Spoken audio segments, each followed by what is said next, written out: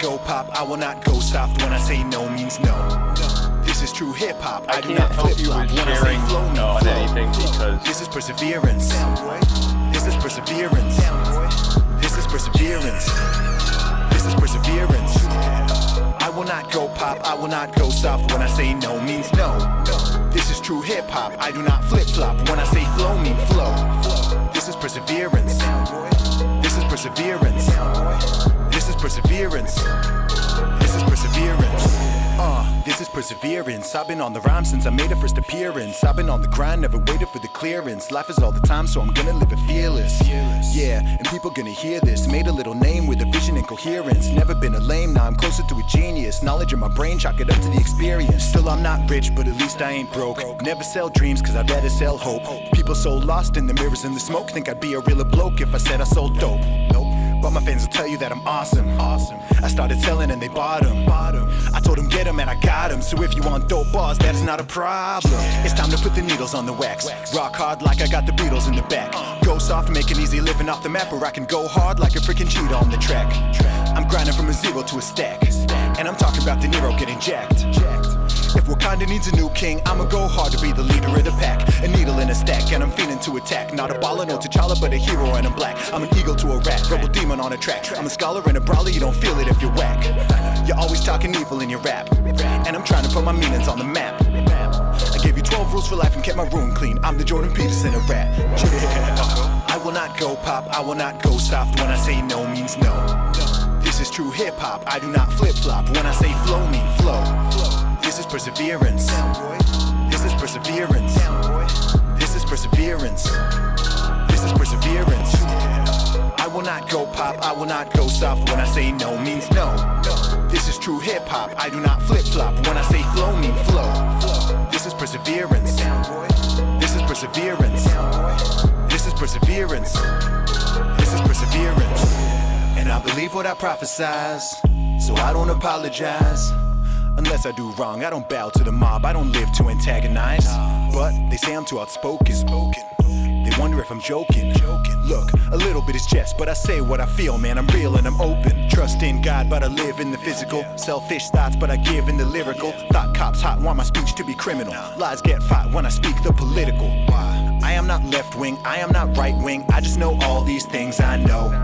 You cannot label me, you can't put shame on me. When I say go means go. Fresh, I step into the premises, kick dope rhymes and they love how I'm expressing it. Hop online and reply to all the messages. Gotta spend time and I'm grateful that you cherish it. Don't talk crap, no, I'd rather be irrelevant. Can't play dumb, people know that I'm intelligent. See me up late night, big beard, Letterman. 12 years deep now, I'm flowing like a veteran. Dudes show love, now I'm moving up in eminence. Girls show love cause they're feeling all the pleasantness. Got huge dreams, I can never be a pessimist. Too much love, I can never be a feminist.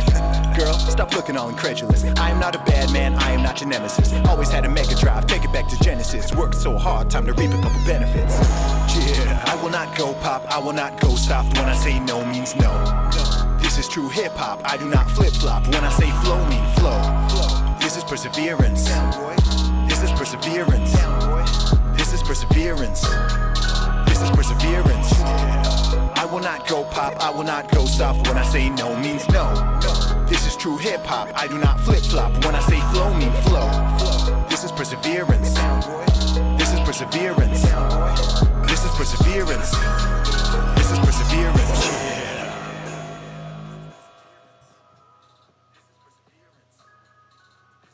There we go.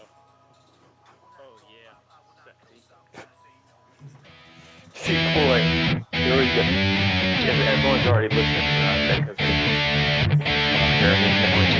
I don't hear anything. It's all probably.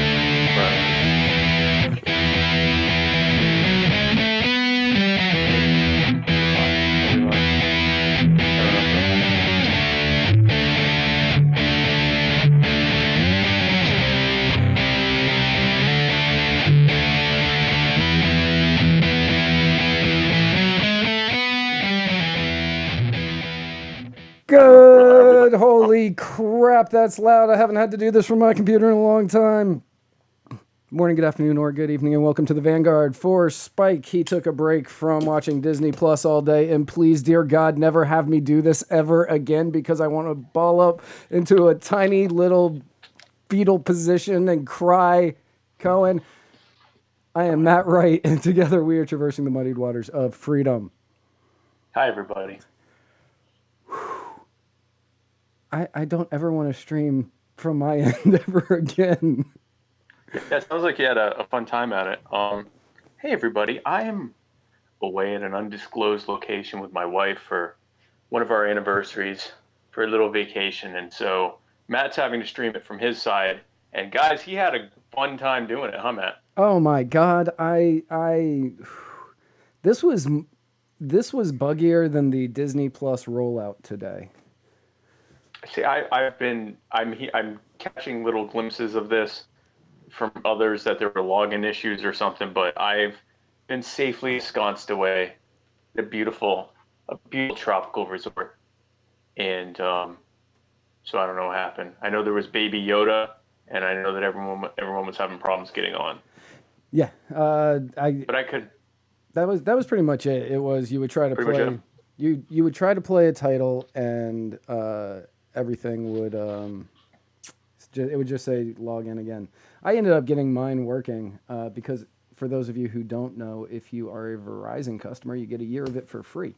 So I signed up. Yeah. So I signed up for it, and it was giving me a few issues. By the end of the day, it was fine. And then I had to start doing this stuff, and then this got really buggy, and I understood Disney's pain. You experienced what Disney's been going through today? Yes. Well, that's the bad news, guys, is that we're running a little late, but the good news is I'm here. We're here. We're here. We are here. The only good place to do this was in the bed. So here I am making a video in bed for you, America. That's right. Spike missed having me in bed so much, he decided to do a video. That I made this video instead. Hi, America. It looks like you've had a long day at work. How can I help you? First and foremost, allow me to thank Justin for the kava that I'm drinking on today's episode. Allow me to thank Kroger for this delicious purified drinking water that I drink every day of my life. Bulavanaka. Bulavanaka. So not only do you have to stream, you have to read the notes. I know. I've got to do Just yourself. You have to do everything. I have to do everything. This is. And I can just sit here and be pretty. You got to work. You have to at least work harder on your end. I'm being pretty? Yeah. I said you were sexy. I never said pretty. Oh, well, see, that's what I meant. I meant like sexy and pretty. Is this better? That's so much better. Okay, good. Then I'll just do this I'll hold this for an hour and a half. All right. I can do this. Well, speaking of abominations, a couple of San Francisco artists decided that they were going to create a 6-story high mural of Greta Thunberg to raise awareness about climate change. That'll fix it. In doing so, they used 700 gallons of aerosol spray paint.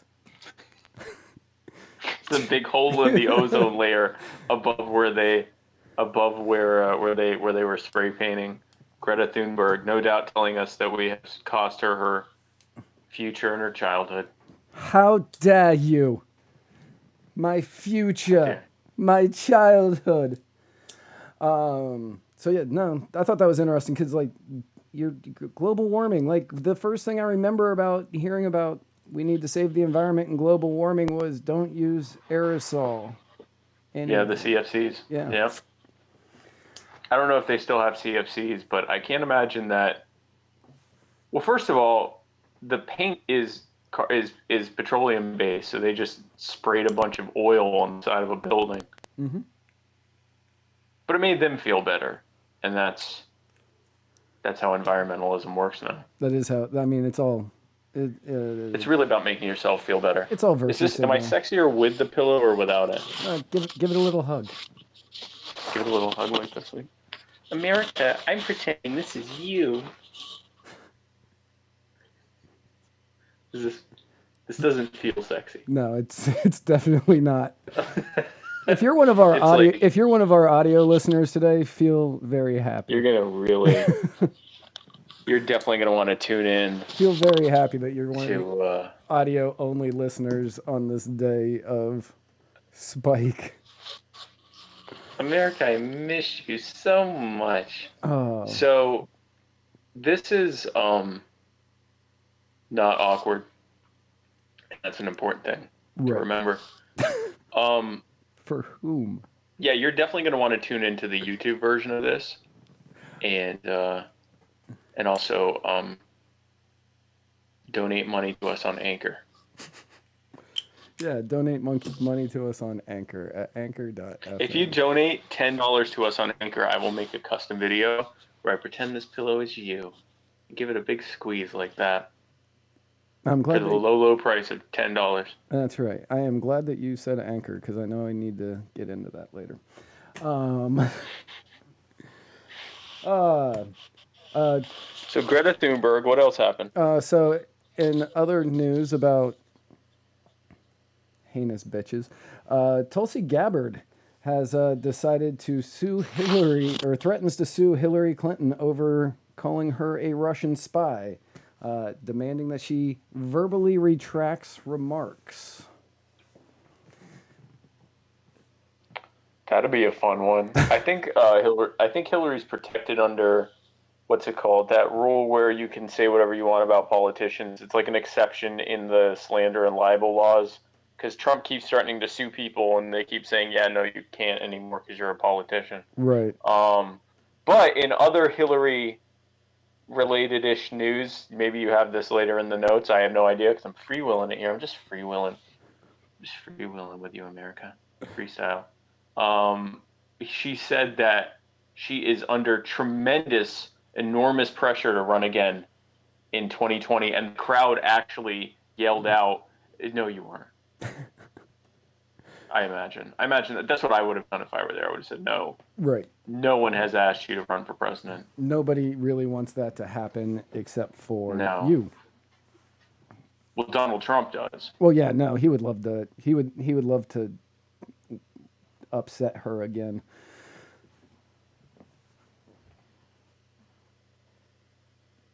Yes. Yes.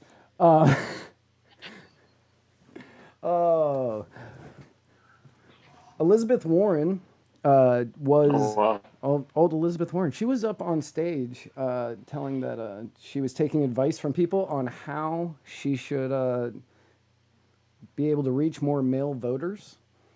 And what somebody recommended was that she was told she needed to smile more. And you're going to be really upset that you can't see this because... I saw it in Drive. Okay. I saw it. And so she I'm started, happy I saw it. Yeah, she started smiling, and it did not go. And it did that. It did not. Yeah, it did not go well for her because it kind of drove some more people away. Afterwards, that we live in a society. When she did that, and then ask everyone why they were being so serious. Right, and then she said, "I'm going to get a beer." Oh, God. So happy that my husband could join me in our own kitchen today. Thank you for being here, my husband. I'm going to get a beer. Would in our kitchen. It's 8 a.m. Oh, yeah, would you like a beer? And he's like, no, it's 5 in the afternoon. We're in the kitchen. It's 8 in the morning. I just got out of the shower. Just brushed my teeth. No, I don't want a beer. Right. That was weird. That was weird. Elizabeth Warren reinforcing the stereotype about natives and drinking. Very sad. Very sad. And old people in technology. Well, that one's true. That one is true. That one is true. She is like the definition of okay boomer. She really is. Oh, possibly also related news. Speaking of okay boomer, Vermin Supreme. Our Vermin Supreme was friend and former roommate Vermin Supreme. Was at a Joe Biden rally in New Hampshire, where he and Rich Manzo, who's with his campaign, shouted "Okay, Boomer" at him through a loudspeaker during, I believe, the entire event. Yeah. And then started shouting "Okay, Boomer" at some of his supporters. which, I mean, that's sort of the pot calling the kettle black there in a very hilarious way. It is, but he's really only a boomer in age, Yeah, no way else not is he in a boomer. thought process. Yeah, Joe Biden's technically not a boomer. He's a whatever came before the boomers, the World War II generation, but he acts like a boomer. Is he greatest generation? That's what they said. So when Vermin Supreme did this, he got some clapback on Twitter, not on what he did, but on the fact that Joe Biden is technically not a boomer because he was born in 1837, or he was born in like the 1837. He was born in 1837. It's crazy. Into antebellum era, actually, is what he's from. Wow. No, he was born in. Yeah, I know. I didn't know either. No, he was born in the late 1930s or something. So he was right. So boomers are from 46 to 64 or something like that, and he was born before that. To which Vermin said, "Okay, boomer." So it was a good time. So having absolutely no segue, Maj Tory. Every time you move, your microphone rubs across the pillow. Oh, good. Maj Tory, did he leave or did he get kicked out? No, he left the party. So here's what happened, guys. Maj Toure, I'm not sure how to say his last name. I think it's Toure. Yeah, I think it was Toure. With Black Guns Matter, he just ran for Philadelphia City Council as a libertarian and lost.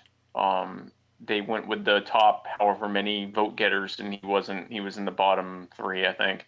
And he didn't make it. And he has been slated to be the keynote speaker at the National Convention, the Libertarian National Convention next year in Austin. And there's been tremendous pressure on the party to rescind his invitation, because he's put out a lot of anti-immigrant talk, saying that kind of standard conservative talking points that immigrants steal jobs and destroy our culture or whatever, and that he even used the dreaded "do you lock your doors at night" analogy when talking about immigration. He's also in the past made some, in the not so distant past, made a lot of very anti-gay, homophobic, and transphobic statements, which he has not, apologized for or rescinded. So as far as we can tell, he still thinks that. But the big one, and then there was one other thing, I don't remember what it was. But basically, he's really, what it boiled down to is he's more of a conservative than a libertarian. And so there was a lot of pressure on the party to rescind his invitation to be the keynote speaker.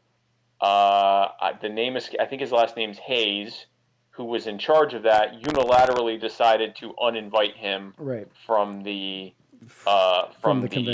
convention as the speaker. He's still welcome to go, and I mean, he didn't kick him out of it. There's no actual, as we learned with the Arvin Vohra situation and the Ben Leader situation, we learned that there is no actual device for the Libertarian Party to remove someone from the party. But they did disinvite him from the keynote speech, and the guy in charge of it did. Maj had already said, if they disinvite me from the keynote, I'm leaving the party, and he did. And honestly, I'm surprised he did. Again, he fits more in the Republican Party than in the Libertarian Party. He's not really, I mean, he's a conservative. He's more of a conservative than a libertarian. I think he stuck around because Michael, I think it's Heiss, I think is how you say his name, and a few other people in the Libertarian Party really worked hard for him and helped him. And so I think out of respect for that, he stuck around longer than he probably wanted to.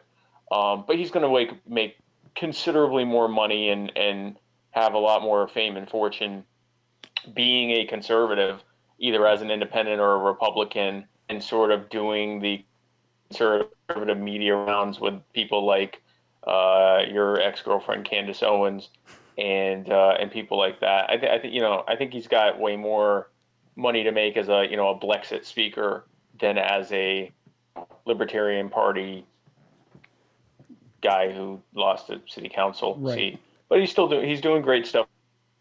Black Guns Matter, and we'll see. But yeah, no, he left the party. Right. And breaking news: Matt Hicks has just volunteered his services as keynote speaker at the convention in Austin, and nice. I for one support that. I support that. Only if he comes dressed as the dude. If he's dressed as the dude from Big Lebowski. Oh man. Or as you thought, Jesus. And I thought he was Jesus. And be equally if you dress like whatever you want to call that. Right. And if he's equally as drunk as he was that night. He has to be at least that drunk. If anyone, if you look up on our page, it would have been put up on I think the 5th or 6th. But if you put in your Facebook search bar, if you put Muddied Waters Media Matt Hicks, you will see my red carpet interview of Matt Hicks, which is possibly the 2 greatest minutes in internet video history. So I would definitely I second his proposal to I second his proposal to be the keynote speaker at the convention. And I would definitely drive or fly there for that. And Matt Hicks has agreed to all of our demands. So he says done and done. So hopefully we can get a drunk Matt Hicks dressed as the dude as the keynote speaker, saying that nobody's radical enough. Let's get that hashtag going. Drunk Matt Hicks LNC 2020. I like it. And for chair as well. Honestly, I mean, let's just do the whole thing. Let's just put him in charge. Let's make him the presidential candidate. Really, drunk Matt Hicks for everything. I like it. Drunk Matt Hicks. Just vote drunk Matt. Just drunk. Drunk Matt Hicks 2020. Instead of none of the above or not voting, just vote drunk Matt Hicks for everything. Yes. He's bound to win something. Hashtag drunk Matt Hicks 2020. Hashtag drunk Matt Hicks. So last week, for everybody that was watching, it was election day, but we aired the Libertarian Party of South Carolina's Libertarian presidential debate, the audio of it. But I wanted to touch quickly on a couple of the key things that happened in the election that many people on the internet freaked out about. Okay. First of all, Kentucky elected a Democratic governor, and they how dare they? And they blame the Libertarian for his 2% and how that would have been the difference maker. Now, what everybody seems to be forgetting, or not realizing, not really sure which, everybody seems to be... Yeah, probably the latter. Right, is that Kentucky has more Democratic voters registered than it has Republican voters registered. So already you're fighting an uphill battle, even in a re-election season. Right. You had a Democratic governor who got rid of a liberty-minded lieutenant governor to get somebody who was more Trumpian, and that was going to lose him his votes. And those were the people that switched over in order to make the change to vote for the Libertarian. And it doesn't Kentucky have a history, they've only had 2 Republican governors in the last however many, it's not uncommon for them to have Democrat governors. Right. It's been 2 Republican governors in 50 years. Right. So this is not uncommon, guys. Right. This is not the biggest shock. Now, as somebody who grew up in the Commonwealth of Virginia, it's not a state, it's a Commonwealth.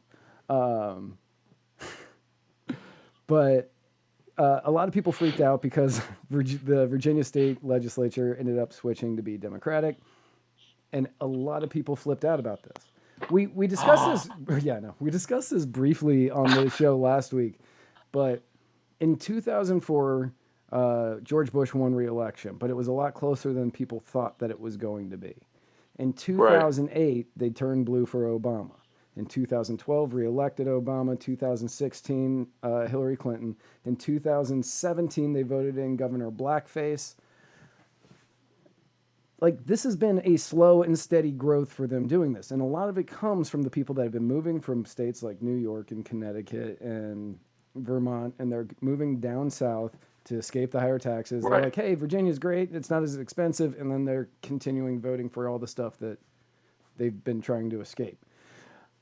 Right. This is just... And that's also happening. The next step is happening. Like, North Carolina is now a purple state. So, I mean, it's they even have a Democrat governor right now. So Virginia, I'm still surprised people are... Virginia turning blue is a 10-year-old story at this point. Right. It's just, this is the first time that they've flipped, like, the locals, but that's not that shocking. That is going to happen eventually, since you weren't able to get Virginia back to a red state.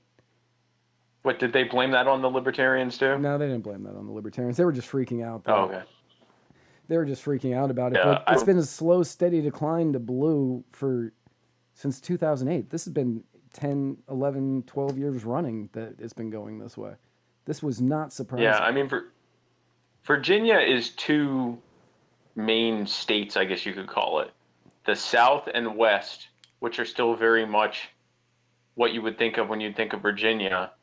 And then the ever-expanding Northeast DC Beltway area, or the northeast of the state, which is the Nova or whatever, the DC Beltway expanding into Virginia, plus people moving down from New York and New England and all of that. So yeah, it's a blue state at this point. Even though most of the state is still red, the main population centers are all blue, kind of like Illinois. Right. Southern Illinois is a standard Midwestern purplish red area, with Chicago just holding it down for the Democrats. So, I mean, that was going to happen. With Kentucky, I think John Hicks is his name, who ran as the Libertarian. What the people who are freaking out right now don't get is that if you took away the ability to vote for third-party candidates, and every voter in Kentucky had to pick either a Republican or a Democrat, most of those Libertarian voters would just not vote. And then of the ones that are left, they'd split fairly evenly between Republican and Democrat. Maybe a little bit more for Republican than Democrat, but not enough to change that election outcome. And that's what a lot of Republicans and Democrats don't get. We saw this in Georgia when Stacey Adams lost to Brian Kemp. Brian Kemp, right? Brian Kemp, yeah. Yeah, Brian Kemp. Last year, people were freaking out and saying, "Oh, it's because people voted Libertarian." And in that case, I think, his win. He got enough votes that it was more the difference between Adams and Kemp. But those people weren't going to vote for Stacey Adams or Brian Kemp, or at least not enough to make a difference one way or the other. And I mean, Libertarians they know that when they vote for that person, that they're going to come way in third. They know that. Yes. They know that it's not going to be close in statewide and national elections. They make that vote because they're so disgusted with the other two choices. They don't care which side wins. So I even saw a lot of Libertarians who aren't members of the Libertarian Party who were very upset that Bevin didn't get reelected. Libertarians weren't going to vote for a conservative Republican. They just weren't. Mm-mm. Or a Democrat. Right. And a lot of people were like, yeah, he was endorsed by the RLC, and he was the best Liberty candidate that was electable, and they were saying things like that. But then when he got rid of the lieutenant governor, a lot of people said, well, no, he's just going to do whatever Trump tells him to do. Right. So just no. And that's... He also underperformed all of the other Republicans running statewide by like 100,000 votes, which would have been more than enough for him to win. This was a Bevin problem. Mm-hmm. This was not the 40,000 Libertarians that voted for Hicks. This was a Bevin problem, and it was a Republican problem. the other thing is this. You'll notice a pattern. Whenever a Republican loses to a Democrat, or a Democrat loses to a Republican in a close election, the very first people that they go after are people that vote third party. They don't blame the overwhelming group of people that voted for the other candidate, that voted for the Democrat or the Republican, even though that's the reason they lost. They lost because more people voted for that other candidate than for them. They don't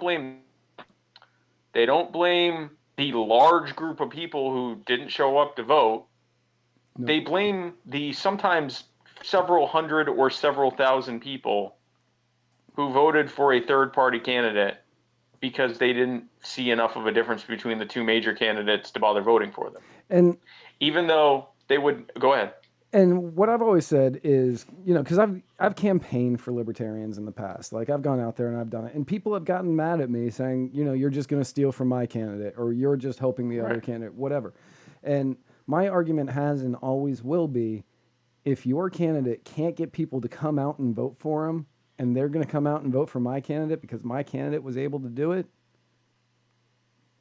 that's on you. That's on him. That's not on my candidate. That's not on me.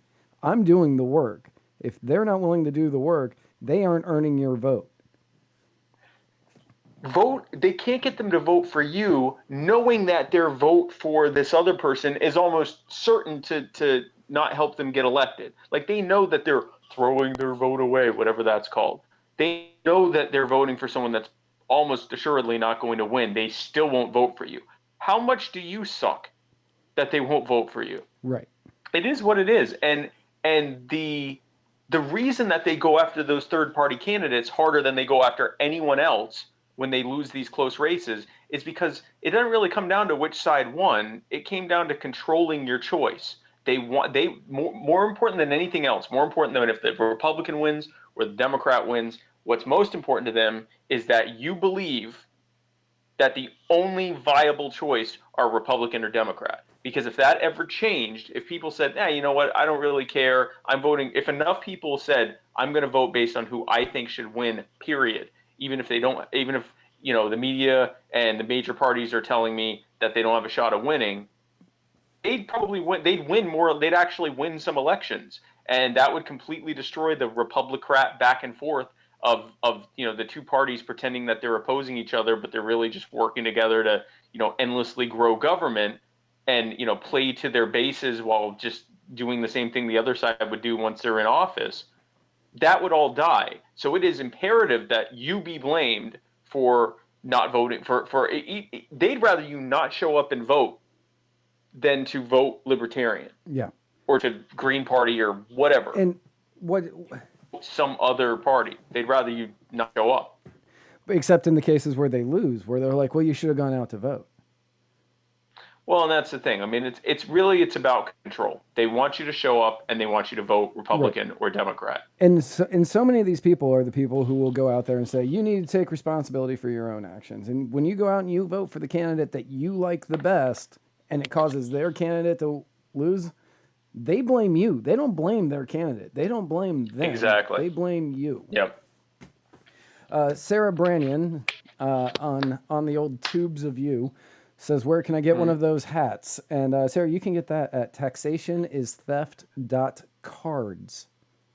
Cards, C-A-R-D-S. Yes. Taxationistheft.cards.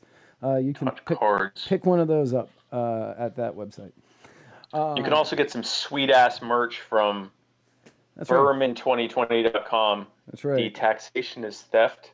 The Taxation is Theft bracelet, or the End the Drug War. End the Drug War. I don't know if you can see this. Yeah. But you can. You can actually see it pretty well. Well, I can. It looks so amazing. So you should definitely get it. You should, right. And, they're really fun to have on when you're at work and have somebody read it out and they look at you and taxation is theft, and you just look at them. You gaze into their eyes because you don't realize that they read something on your wrist, and you're like, "What's up, girl? How you doing?" And they're like, "Do you really believe that?" Oh, you were reading. You were reading that. My bad. Definitely never had that. You're like, "Oh yeah, she wants me," and she's thinking like, "But how do I have roads? Like if I didn't. How would we have things? Tax paper. Like, where am I gonna get a sidewalk? What So, would oh, happen? by the way, plug for my show tomorrow. My fellow Americans, Dan Berman, who made all the and sells all this sweet ass merch that I've got, is going to be on my show. Completely unrelated to me having all of this sweet ass merch in the first place. Daniel Taxationist Theft Berman, who is running for president and wants the Libertarian Party nomination to run for president, is going to be on my show tomorrow, 8 p.m. Eastern. Yep. He was on my show a 7 couple Central. months back, and he is a fun interview. He is a super. Yeah, He's yeah, a I super really fun enjoyed interview. watching that. He's just a fun interview, and he's a super smart guy. Yeah, he knows what he's talking about. So I'm going to have him on. I'm going to have him. He's been saying some blasphemous comments about Waffle House. We're going to talk about that. Yes. And, oh, by the way, guys, be sure to join my caucus. I started a caucus for the Libertarian Party, the Libertarian Party Waffle House Caucus. That's right. So be sure to join up for that. Spike is the all-star special of the Libertarian Party Waffle House Caucus, which we've just shortened to ASS. I'm the ASS. It's also a donkey GIF sharing caucus. Yes. So if you got any sweet donkey pictures or videos or GIFs you want to share in there, be sure to do that. Libertarian Party Waffle House Caucus. We are applying for the 501c, which we're certain to get just as soon as I ever actually do that. Right. And we want to be a major force in the Libertarian Party and the Waffle House. People will come to And us for the forecast donkeys. of the political weather. Right, exactly. Right. And that is, by the way, the official Libertarian Party caucus of Muddy Waters Media. True. I just made that, yeah. Yeah, I'm fine with that. I was like, okay, why not? Why That's not? literally just now I just decided. Right.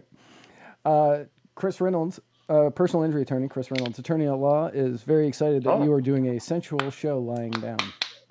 Yes, isn't this nice, Chris? Chris. Oh, Chris. This is the format I've wanted the show to go into for a while, like soft porn. And it's really been like where I've been pushing things. And I haven't been really aggressive about it. And so I thought, like, this time I'll be clothed because you got to ease into it. And also Facebook and YouTube.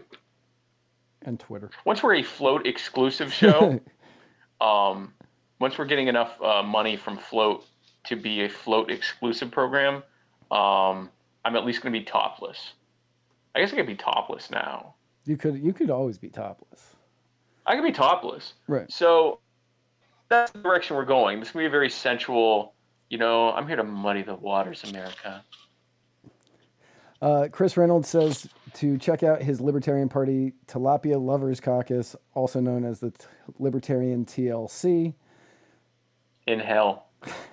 And if That's Arvin where they'll check that out in hell. If Arvin Vohra joins the Libertarian TLC, keep your 14-year-olds away. Yeah, well, don't drive them there. Yeah, don't drive them there because then it's your fault. Don't drive them because it's your fault if you do. And Jacob LaBelle, no, I can't speak for Spike, but I did not rejoin the LP. I've never been a member. No, so no. Spike did not join, and I did not rejoin the LP. No, I'm not joining. I'm just affecting it from the outside with my caucus. Right. With my large and ever-growing caucus. Yes. The Waffle House Caucus. The Waffle House Caucus. So be sure to join that. We have only 4 rules. Number 1 is Waffle House is better than everything else. Yes. So you can't pretend that it's not. Right. 2 is Do you want me to don't pull be a jerk. Yeah. 3, which is very arbitrarily enforced. It's really what I decide is okay or not. 3 is That seems very authoritarian of you. Yeah, no, it's a total dictatorship. I'm not even having other admins on there. It's just me. I control everything. I didn't even make Matt an admin because it's mine. And so, 3 is you can't like harass or threaten or murder anyone. And then also don't be a Nazi. So there aren't a lot of rules, but you should join. Yep. You should join. You'll get more pictures and videos like this if you join. Of course, you could just get those on Float where we can do it. That's true too. Yeah. Again, depends on how much you donate. We can really get pictures and videos of whatever you want. You just gotta start throwing that money at us. That's right. Me. Us. So speaking of awkward things Speaking being done publicly, the Yes. public impeachment hearings are scheduled to begin this week. Oh gosh. Yes. And pretty much everybody across the country has already made up their mind on whether or not they think he should be impeached or shouldn't be impeached, and whether he should be removed from office and whether he shouldn't be removed from office. And typically you can figure out what somebody believes in the first 5 minutes of talking to them, and you can also guess Right. what news sources they like to watch. I was talking with some people the other day, and in 5 minutes I knew that they watched a lot of Vox. A lot of Vox, VOX. Yeah. Yeah. Yeah, knew that one immediately. I've talked to a lot Those of are the people. people who wanted. Those are the people who wanted Trump impeached for getting elected. Yeah. Like, which, to be fair, when people ask me, "Do you want someone impeached?" Yes. Yes. Doesn't matter Yeah. who. Absolutely. The county, Patrick. Yeah. They have absolutely done something that violates the Constitution. So yeah, I want them impeached. Yeah. Or just I don't like. Sure. Like I just think, like literally, just all the way down, top to bottom, from the janitor. If you can impeach a janitor, I want public impeachment hearings for the janitor, all the way up to president and everything in between, at all levels. So that includes Trump. So what I'm sure you have some details on this hearing, but it sounds like, they're going to vote to impeach him, and then the Senate's going to vote not to. Convict. Probably not even to censure him. That's going to be funny when they vote not even to censure him, and they just are like, "There's nothing here," and then Trump goes, "It was a witch hunt." See, that is the next 4 months of the political. That's what's going to happen. But this week, on a very special episode of Congress,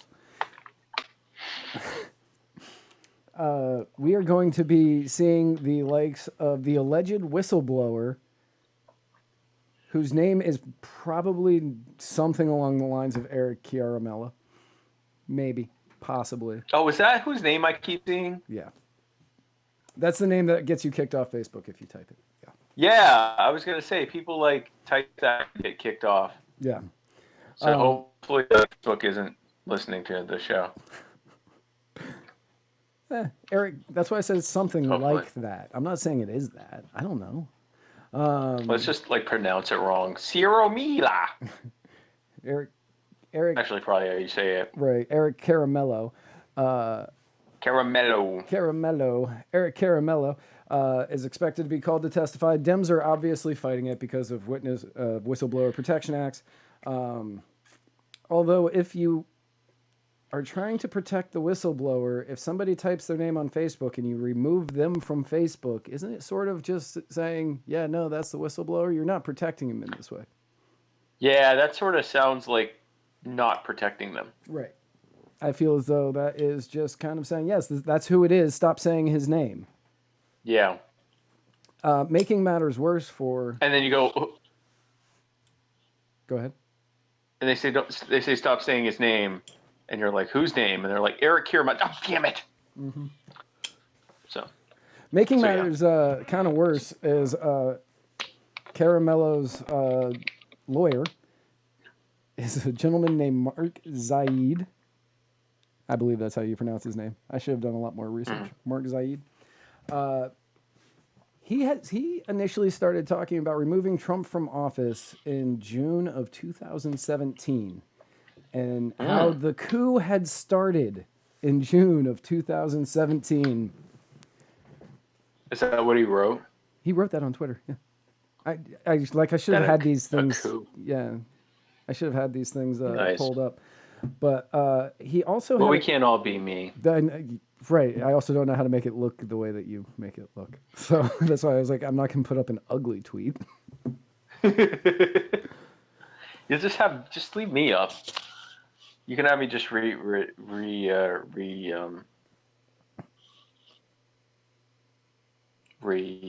the word I'm looking for? Mark Saeed also. The coup is coming. America. Reenact. Reenact. You got me reenacted, America. Hi, I'm Mark Saeed. The coup's coming. Well, you should reenact this next one because he had a tweet from his past come up saying he had successfully gotten security clearances for people who had child porn issues. Arvin Vohra was unavailable for comment. He got what? He got security clearances for people who had child porn issues. Tweeted this. It's on Twitter. I mean, great lawyering? Yes. Would you brag about it?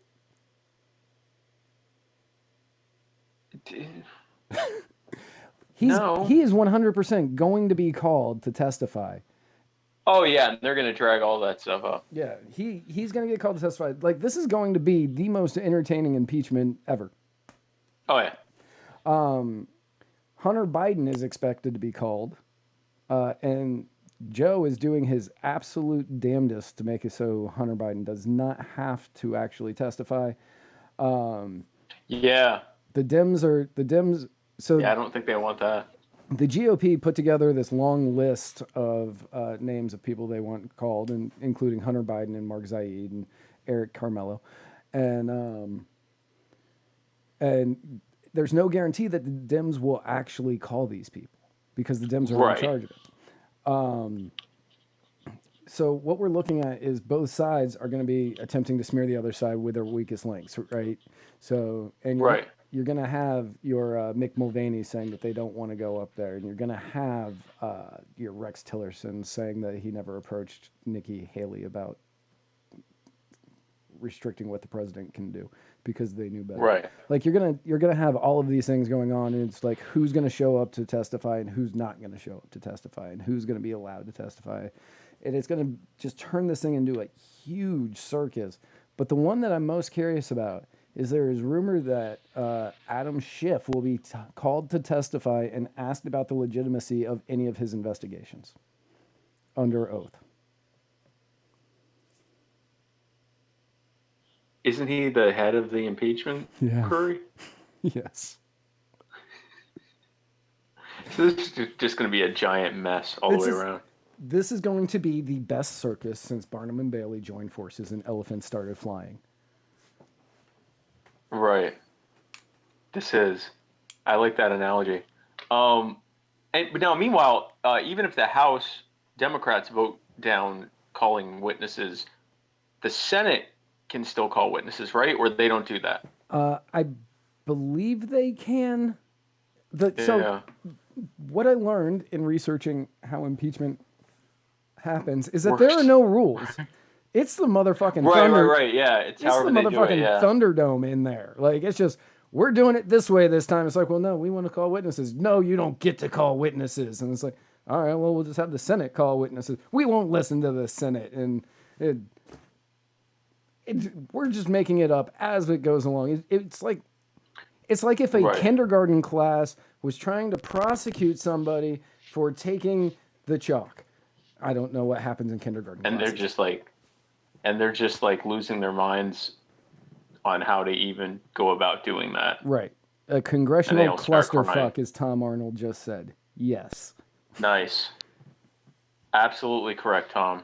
Yes. I guess that they were like... Tom Arnold, by the way, wants us to go to their convention, too. In Tennessee? Tennessee Libertarian Convention. Where is it? City. What city?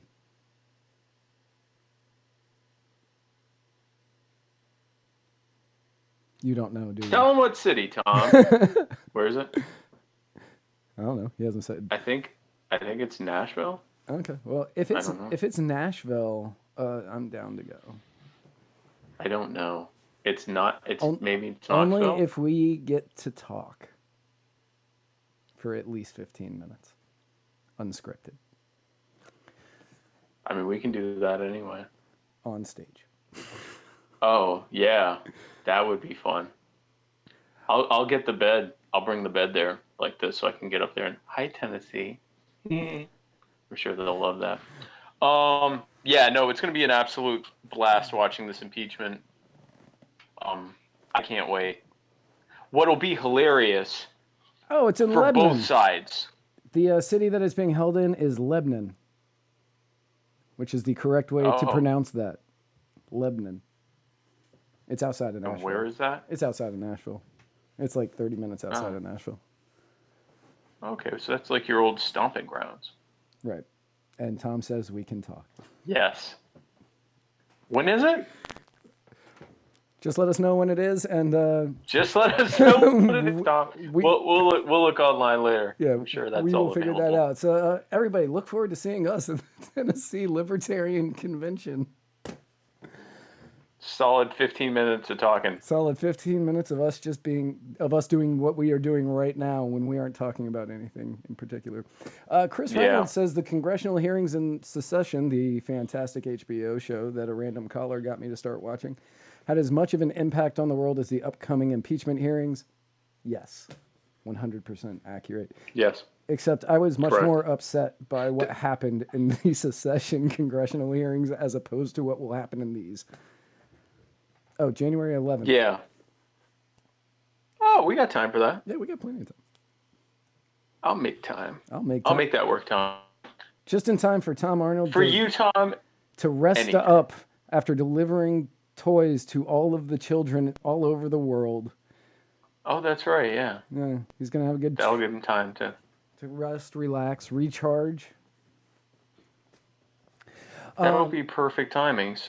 So, yeah, I think the funniest thing that could happen with the impeachment is if they actually remove Trump to watch the Republicans freak out, and then for Mike Pence to become president, for everyone else to freak out. And then the fact that he might actually win re-election. Right. Or election. Which would just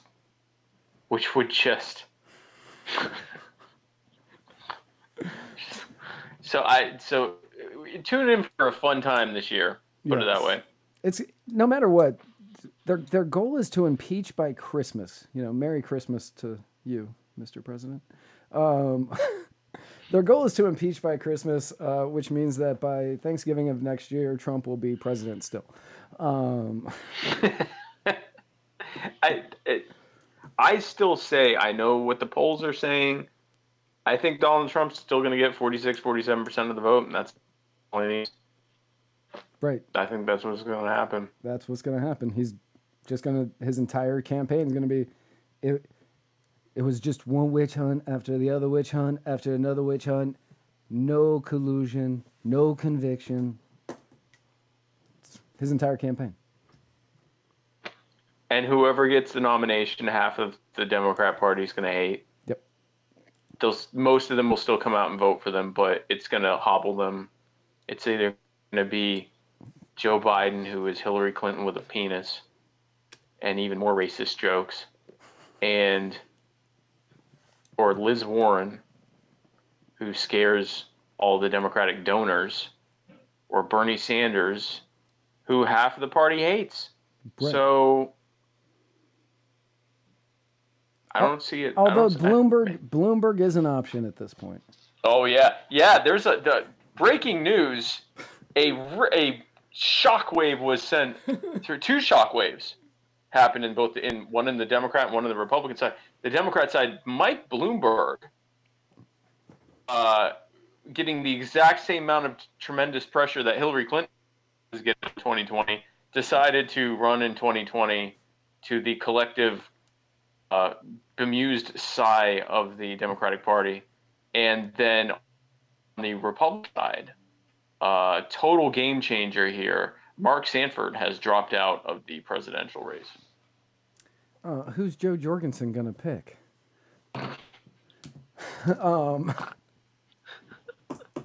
Bill Weld. Yeah, I guess. Joe Jorgensen just lost the person that is running for one of the other parties to to support. To who's the most libertarian Yes. of the group? God, Tom, is Joe Jorgensen going to be at the Tennessee convention? While we wait We'll back, just leave that out. yeah. While we wait to hear back from Tom, Let's just sit here and say nothing until he answers. it is time for personal injury attorney Chris Reynolds, attorney at law's favorite segment, which I don't have the graphic for, so he's going to be very happy about that. Oh, and I don't have my. Nope. I didn't get my. I got to get my Chris laminated because he got kind of wrinkled up. Yep. At the convention, well, which I feel terrible about. He's getting older.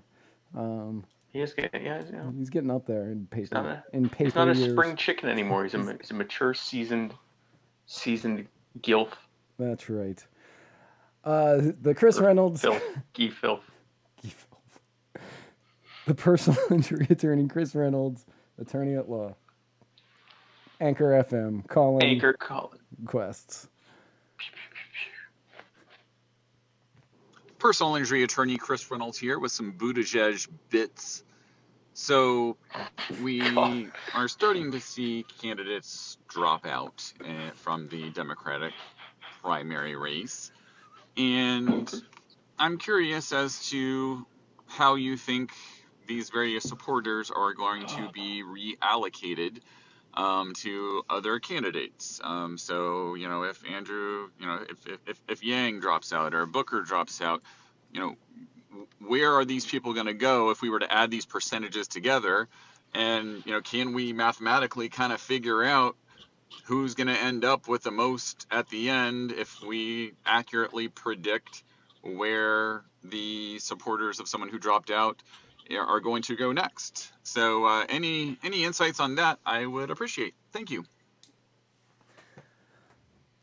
That's actually, man, I don't. Yeah, that's yeah. really, You start this one because I'm not sure. So the biggest name to drop out was Beto. Yeah. Now, I'm trying. His supporter.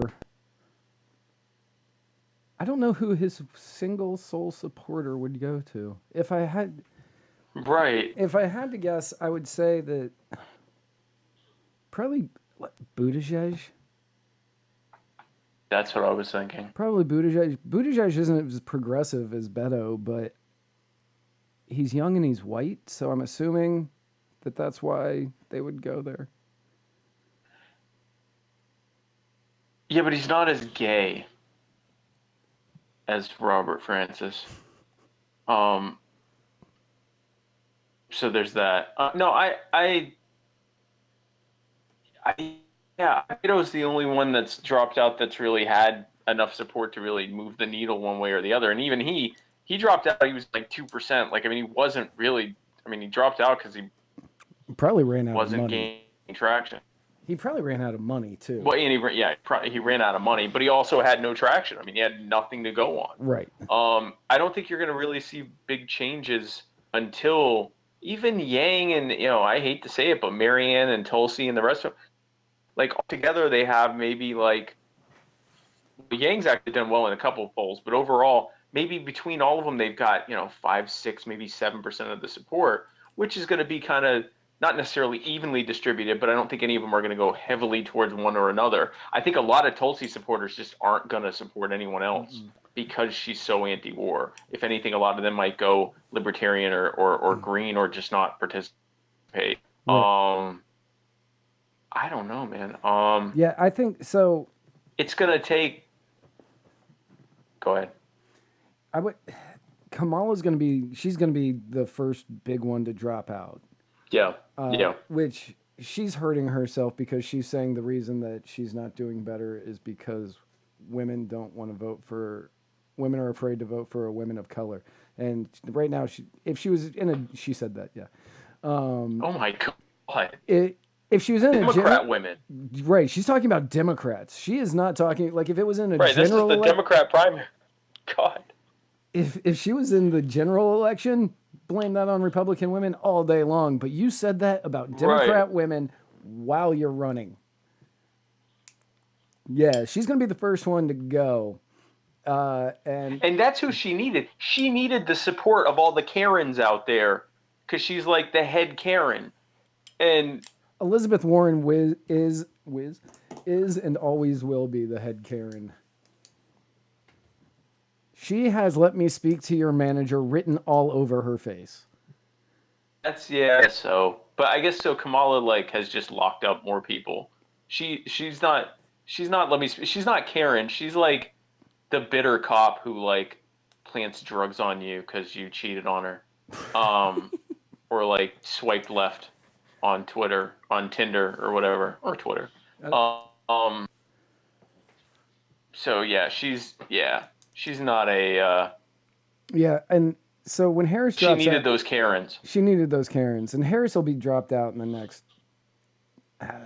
She'll be dropped out before New Hampshire, I think. Yeah, I think she'll stick around for Iowa because supposedly she has invested heavily in Iowa, and I think she'll just because what the hell, she'll stick around for Iowa, and when she comes in 5th or 4th or whatever, and is not going to do well in New Hampshire or South Carolina, I think she'll pack it up and probably endorse. I'm guessing she'll endorse Liz Warren. Yeah, because she's got that anti-Biden. I was that girl that you segregated personally, even though she wasn't. Yeah, even though but that's not even accurate on any of it. Like by a few years, that timeline's off. But she, yeah, I don't think she'll pick Bernie. I think she'll pick Liz. Yeah, I think she'll go and Liz. And then, yeah. I think Bernie goes. I think most will go Liz Warren. Yeah. I think Booker, he'll go Biden because I think he'll see that as being more politically feasible.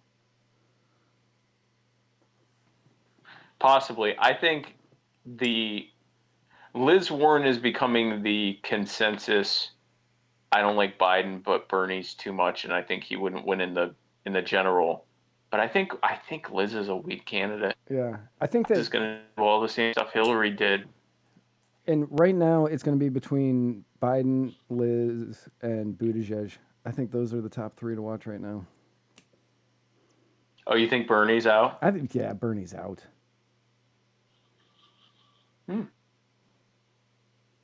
That's interesting because I mean he has. If that's the case, here's the thing: he has a core group of people that they'll vote for him, or they'll vote, Democratic Socialists of America, or they'll vote, American Socialist Party or some like other Green Party or something like that. They'll vote some other like far left party that they really don't care what the Democrats have to say, nor do they care if Bernie, because I mean, when Bernie endorsed Hillary, they weren't, I mean, a lot of them said no. A lot of Bernie bros said no. So I mean, the fact that Bernie has so much weight in there is probably a big part of why I still think Donald Trump's going to get reelected if he isn't removed in the impeachment. Right. Because I think a lot of them, enough of them won't show up that Trump will be able to get that 46% that he needs, 46% that he needs distributed the right way so that he can win re-election. Right. Yeah, I don't, that's interesting that you see Buttigieg. I mean, so Buttigieg is Biden without the baggage, plus he's gay. Yeah. So if Biden dropped out, Buttigieg would kind of. I think Buttigieg could end up winning if Biden just bottomed out somehow, and everyone kind of rallied around Buttigieg because he is truly like Biden minus. He's Biden plus gay minus 40, racist joke minus 40 years. Really bad history as a legislator. Right. And minus being a boomer. Yep. And there's no proof that Buttigieg has plagiarized any of his speeches yet. So. Right. Yeah. No, I don't. I think he. That's interesting that you see him in the top 3. I would have said top 4, but I still think Bernie's top 3. But we'll see. Yeah. No. Right now, that's how I see the top 3. Just because I see Buttigieg on a slate. I'm watching his numbers and they're going up. Like he is appealing to. They are going up. Yeah. He's appealing to the older Democrats because he's young, good-looking, white, gay, and he's appealing to the young because he's young, good-looking, white, gay, and the progressives don't like him, but they'll vote against Donald Trump. They don't.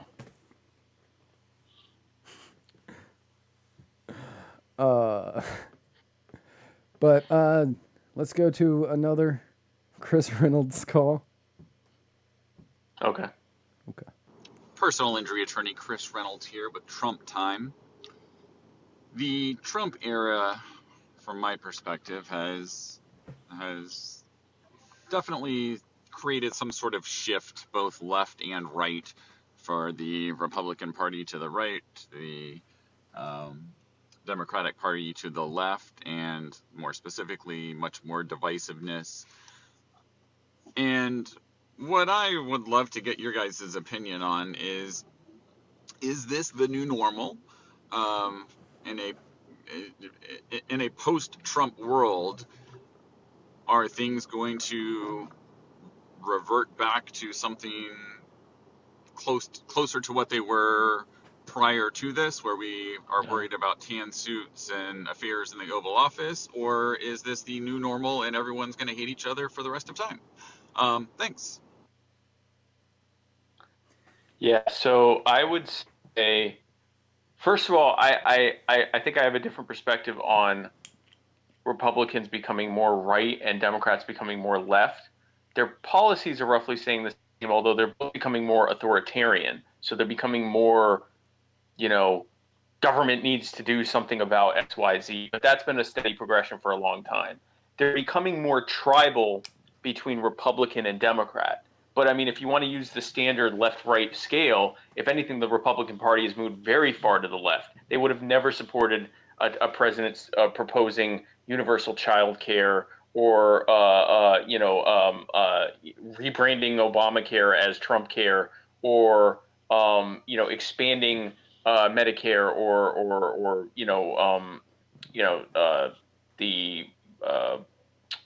being against handing over the national parks to the states. They would have never supported this kind of stuff, the gun control stuff. They would have never supported red flag laws and stuff like that. They would have never supported this stuff at least in recent history.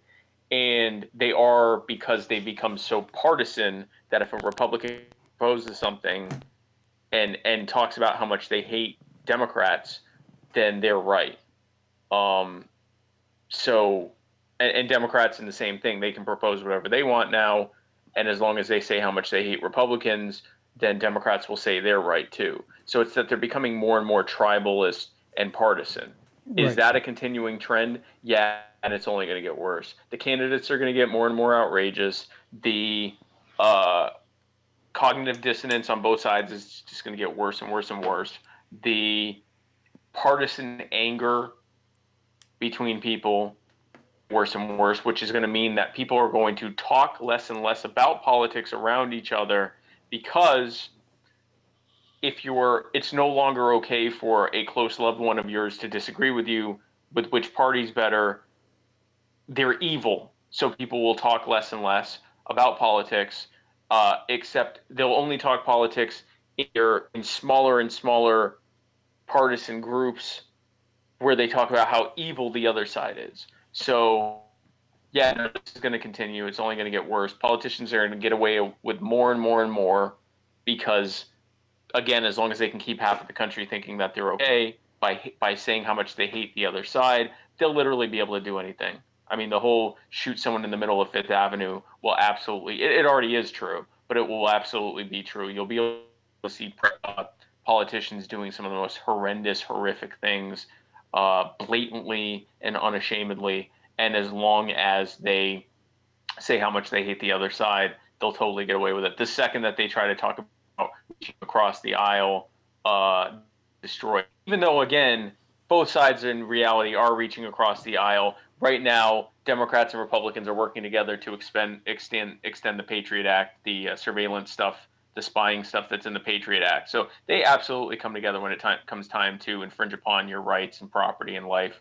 But in terms of actually, like, the idea of them working together, they'll never admit to that. The other side has to be evil for this left-right rope-a-dope to work. So no, it's only going to get worse. Right. I can't say anything onto that because Chris Reynolds says, I miss talking politics and having friendly debates. I do too. And the last time that I was allowed to talk politics at a family gathering, somebody threatened to punch me in the face because I thought that we should pull all of the people out of the Middle East and bring them home. And somehow that was my fault. I don't know how me being threatened because I didn't want people to die meant that it was my fault and I wasn't allowed to bring up politics. I also considered that winning the debate. That's part of. Usually when someone reverts to threats of physical violence, it's because you're beating them in the actual discussion. Try being a Jew at a Jew family gathering who wants to cut off all aid to Israel and end all of the wars in the Middle East. Oh, it also reminds them that Israel was founded by Marxists and has no mention of God in its constitution or other founding documents because it was founded by atheist Marxists. Try that one on for size. Do you want to come over to my house for Thanksgiving? Yes. Yes. That will go over so well. But yeah, no, I mean, the divide is just going to get worse and worse, and you're going to talk about it less and less. Like they say, things not to talk about in a bar are religion and politics. That used to not be the case. You could talk about those things in a bar because you could have similar, and I think it started out as a bar at bars because alcohol makes people do stupid things. So they started fighting. So it's like, okay, don't talk about this stuff at bars. And now it's don't talk about these things anywhere. And it's just going to continue to be that way. It's going to be keep your opinion to yourself. Yep. And it's just going to continue making the divide worse and worse because we are now unable to talk about different opinions with each other without being threatened to be punched in the face. Right. And by people not being able to compare and contrast their beliefs in a good faith way, it's just going to empower politicians to continue just crapping all over you. Because if you dare to get up and say, I don't like politician XYZ doing whatever, someone's going to get up and go, oh, I guess you wanted whatever other terrible politician you also don't like. You wanted them to win instead because you hate America or you're a racist or you're a homophobe or you're unpatriotic or you want the Muslims to take over or you whatever they're going to say. I bet you hate the flag.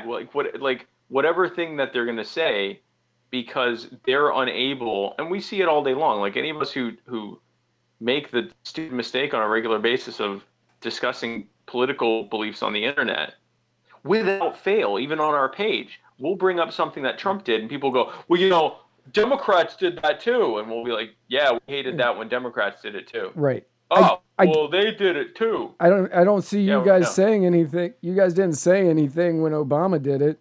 Well, we weren't a page when Obama did it, so yeah, we didn't have a page when Obama did it. The one good thing about whenever the sides switch for who's president and who's in control of Congress is that we'll have a whole new group of people that will love everything that we criticize the current government. And we'll also have a whole new group of people who go, well, Trump did that too. Yeah, no, we absolutely hated it when Trump did it. So, and at least with that, we'll be able to show them, like, here's the tweet, here's our post or tweet or video or whatever of when we specifically said we disagree with Trump doing that. But, yeah, so no, it's only going to get worse. Right. Superfan Sarah Anderegg says that people were reprimanded at work for having a conversation about politics. There was no animosity, just healthy debate and someone listening who reported it. And that's the issue is two rational human beings cannot have a civil debate without it offending somebody else. Yeah, I actually have found that being an anarchist has made it easier for me to debate stuff with people because they just kind of roll their eyes and like, well, that's crazy.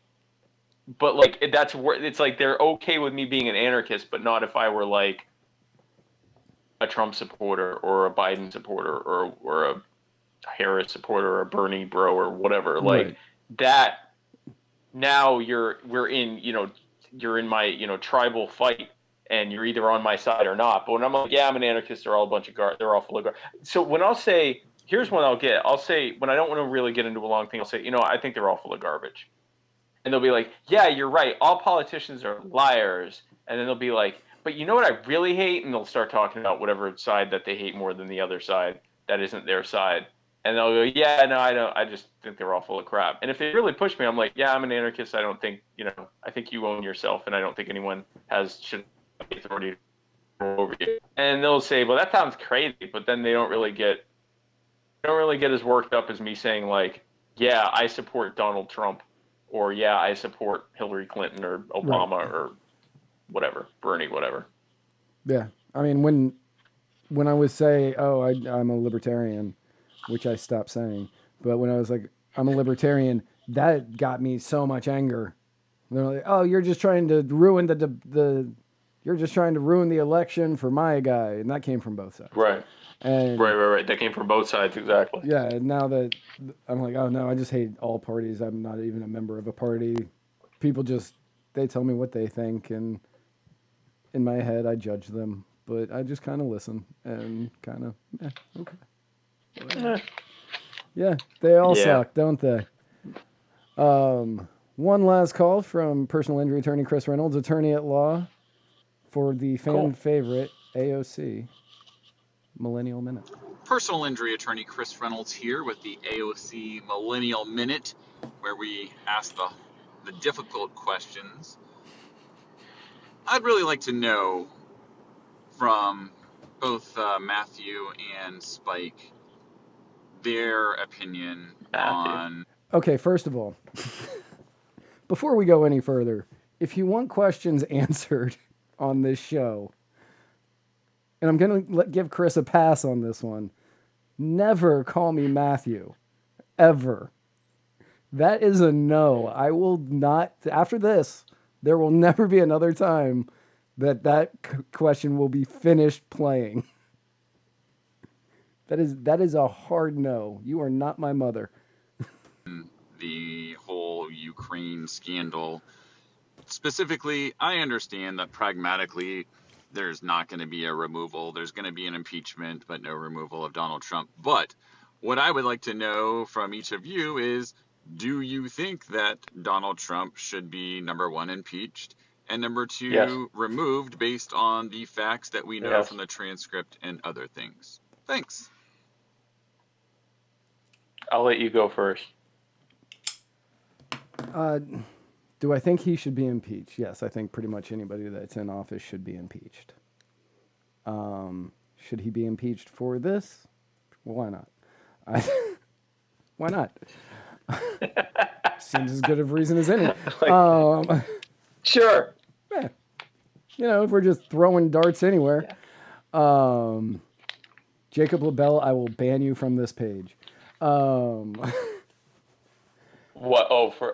Is he calling you that name? Yes. Well, I bet super fan Sarah Anderegg would never do that. She can. She falls under a different set of rules.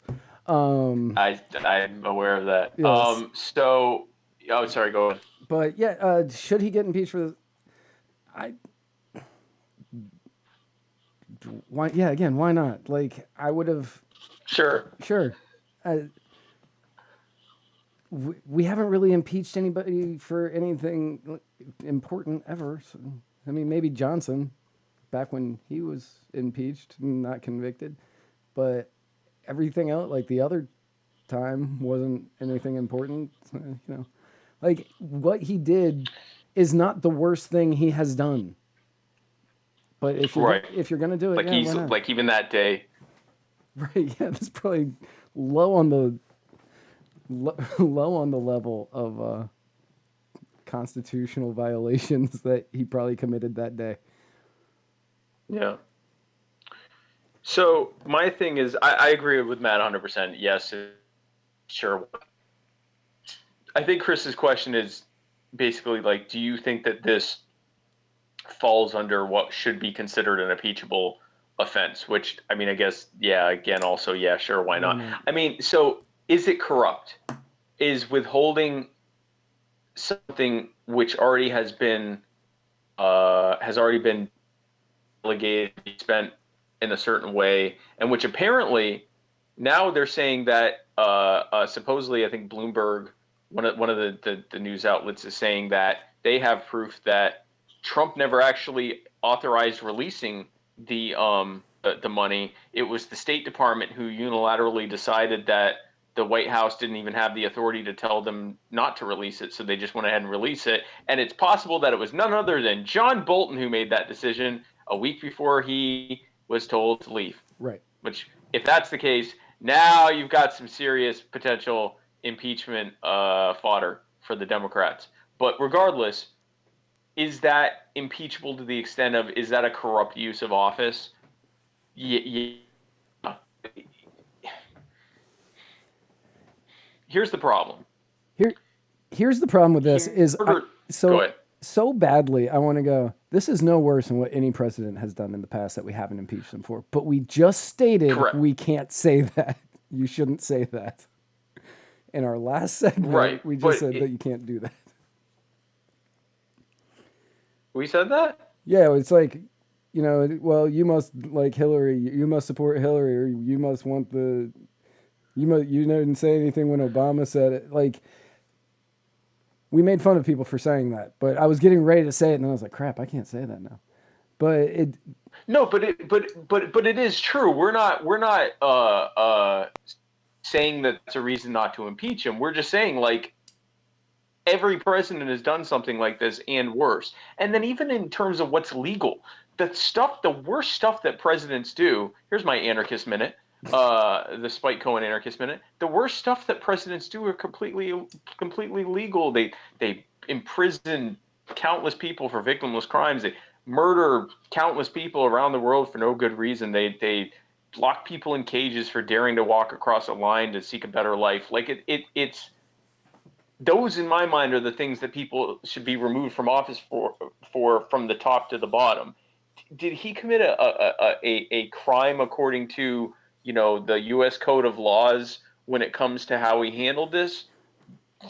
Yeah, probably. And the fact that he did it in such a ham-handed way is why it's even being, like, the reason he's being impeached is because he did it facing being impeached is because he did it in such a stupid way. Like, he wasn't sly about it at all. And so many of his underlings refused to cooperate with some of his worst orders. Which is why it's all kind of falling apart. But, this also speaks to the fact that when a coercive entity is able to rob you as much as they want to under penalty of law if you don't comply, yeah, you're going to have some really scummy people doing all sorts of scummy stuff with that money, including refusing to release it unless they can, use it to try to hurt one of their political opponents or something like that. So, I mean, this is par for the course for that stuff. But is it impeachable? Yeah. And is the Republican Senate going to vote to remove him? Only if they perceive that the backlash they'll get from the general public for not doing it is greater than the backlash they'll get from the voting base of Republicans for voting to remove him, which it's going to have to be a lot worse for Trump than it is right now to get that many Republicans to vote, or just a lot of Republicans who fall over the side or don't care if they get reelected or not, which I don't see that happening. So right. No, they're going to care about their reelection bid more than they're going to care about too many of them are want to get elected or at least have a shot at it. But is this a crime according to the the U.S. Code of Laws or whatever? Probably, yeah. I mean, it's not good. If he which he's saying at this point, he's all but said he'll say no quid pro quo, but then when he describes what he did, he's describing a quid pro quo for political reasons. So yeah, I'd say so. And also, yeah, I want to impeached. Yeah. Yeah. Real quick, this wasn't in our notes, but I read this morning. The Supreme Court. Did you read about what they did today? I did not. They decided not to hear on whether or not the victims of Sandy Hook could sue Remington, which means that for the first time ever, a gun manufacturer is going to be sued for a mass shooting.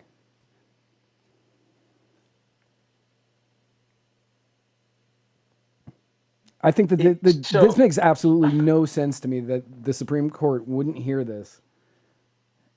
And this is that Republican Supreme Court we've heard so much about that's going to protect our rights. Guess what happens if every manufacturer whose guns are used in a shooting can be sued? Guess what's not going to happen anymore? Guns being made. right.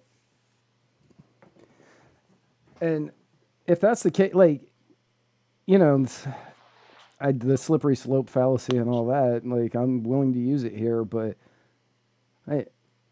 could I sue Jack Daniels for my alcoholism? So this slippery slope started the tobacco company lawsuits. Yes. And now they were able to show that tobacco companies were, intentionally trying to release studies, saying that tobacco, cigarettes couldn't hurt you and stuff like that. So there was some dicey stuff there. But at the end of the day, everyone knew cigarettes were bad for you. Everyone knew that cigarettes were addictive. Everyone knew cigarettes caused lung cancer for at least the last, at that point, 30, 35 years. And now it's, 50 something. Everyone knew that. But, there weren't enough people that were going to stick up for Philip Morris and The other one. the other one. Yep. I can't remember. The Big Tobacco. No one was going to stick up for Big Tobacco, and so they stuck it to them, and they're still paying out those ridiculous settlements. And, okay, great. Now it's the gun manufacturers. Right. And then what happens when it's the freaking alcohol companies or, I got drunk. Okay. Right. Like, why are you drinking? Like instead of, so let's say you get head-on collision, drunk driving head-on collision, you can now blame the alcohol or the car and not the person driving it. the person who decided to drink and drive. Right. And harm someone. Yeah. No, it's what's happening. And what's funny is what's going to happen as a result of this. This coupled with the era of internet black markets, additionally coupled with the upcoming, we're just in the most, infant stages of 3D printing. When you make it so that there's not a really good way for companies to mass produce anything because they'll be sued if it's misused by anyone, everyone's just going to be illegally 3D printing everything. Yep. So the people who think this is going to lead to gun control, it's actually in the long run going to lead to the opposite. It's going to lead to a bunch of people, in their basements printing out whatever the hell they want that they can get, schematics for, which is everything. Because there's already all sorts of precedent that says that you can't make illegal a schematic of something, a blueprint for how to make something, no matter what it is. And I mean, you're just going to see people making all this stuff themselves, and making their own alcohol and their own cigarettes and their own whatever else and selling it online. Like it's going to lead, all the people that will explain how if you ban abortion, people will just get abortions in back alleys with coat hangers, can't seem to fathom that works for everything else too. Right. Yeah, Chris Reynolds said this is a massive decision with huge ramifications, and it's like Roe v. Wade or Citizens United level importance. And he's right. Like, yes. The fact it's also been widely underreported. Like, I happened to catch it just on like a random last minute show note kind of things, and I was going to add it, but then that's when everything was breaking on me, and I forgot to. But yet, right now, the Supreme Court said, we're not going to hear this. So that means that it stays where it was, which, yes, the victim... Where they can move forward with the lawsuit, where they can move forward with the lawsuit. Hope that lawsuit goes down and... Go ahead. Depending on where this lawsuit is taking place, will make a massive difference on what happens. Like... Because if it happens in Sandy Hook was in Connecticut, yeah. If this happens in Connecticut, Remington's going to be found responsible for what somebody did. Yeah. A person A did. person. Yeah. With a gun that complied with all laws related to it. So it could still, my understanding is it could still end up in the Supreme Court. And that might be what they're thinking is we're going to let this get adjudicated at the court level and then let it work its way up in appeal. Either way, it's going to get appealed. So if it gets ruled that it's not at, it's going to get appealed all the way up as far as it can. If it's ruled that they are at fault, it's absolutely going to get appealed all the way up as far as it can. Like, the people who think this is a good idea are not really thinking about, and this is true in general, when people celebrate, you know, government getting more power or the private market getting less power, individuals and you know, companies and manufacturers and so forth, the private sector, which includes you, getting less power, they're not looking at the big picture of what's going to happen there. Slippery slope, there is a fallacy to that, but part of the fallacy is that it's going to slip anyway. But the reality is, when you give government power, they're going to keep taking that power and they're going to use it. They're going to use that newfound power however the hell they want. So if you think that's not going to end, that it's only going to end with, you know, stuff you don't like and they're not going to come after you next, then you haven't paid attention to the entire history of government in every country ever. Right. So. Yeah, that's probably actually the biggest news story of the week, but that's a huge story, actually. It is a huge story. But really, I mean, there's nothing else you can really say about it other than the ramifications for this are immeasurable at this point. That will affect your life so much more than anything related to Trump or the Ukraine at all. Right. Like, those things will not affect you.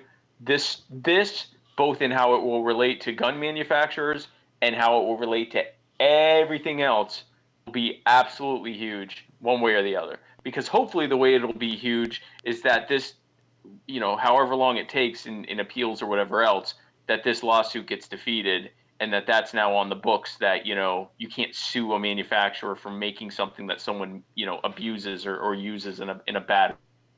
Because that'll work its way. I mean, that's car manufacturers, that's alcohol companies, that's food companies. Big pharma. If big pharma, well, they're already doing that with the opioid companies. That, you know, they've been making all these darn pills and, you know, letting them get prescribed to people, or selling them when doctors prescribe them. The big one is going to be when food companies, you know, start getting sued because, you know, processed foods lead to higher rates of cancer. Like, I mean, it's just, so yeah, like the fast food, you're going to like it. The fast food industry getting sued because you're getting fat. Yeah, because you're getting fat. Like, it is going to be ugly and stupid, and depending on which side it is that's, you know, perceived to benefit from it, they'll be cheering it on, and then when it happens to them, they'll be like, "Oh my God, I can't believe this is happening." Well, you demanded this, right? So enjoy. Yeah, Chris Reynolds actually just messaged this last week. There was a local city council meeting up in Clearwater, and they were considering to ban kratom, which, for anybody who hasn't been watching our show a long time, kratom is kind of one of the reasons this show exists. Mainly kava, but kratom's a big part of it. But it's something that the DEA banned and then reversed the ban. The FDA has been trying to get it banned, but they haven't been able to do it. And the 8-person city council was considering a ban on kratom. 8 people were going to tell the entire city no. They ended up not going through with it because so many people showed up to say, no, don't do this, and they were afraid of losing re-election. This is the same city council that famously tried to ban a religion, and then that religion ended up taking over the city.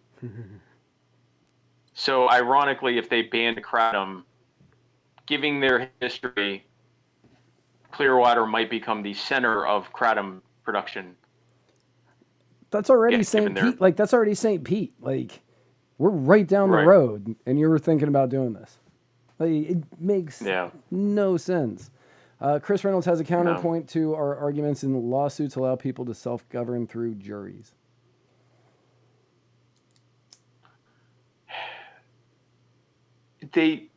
Sure, but again, self-government. The idea of self-government is I decide what I do.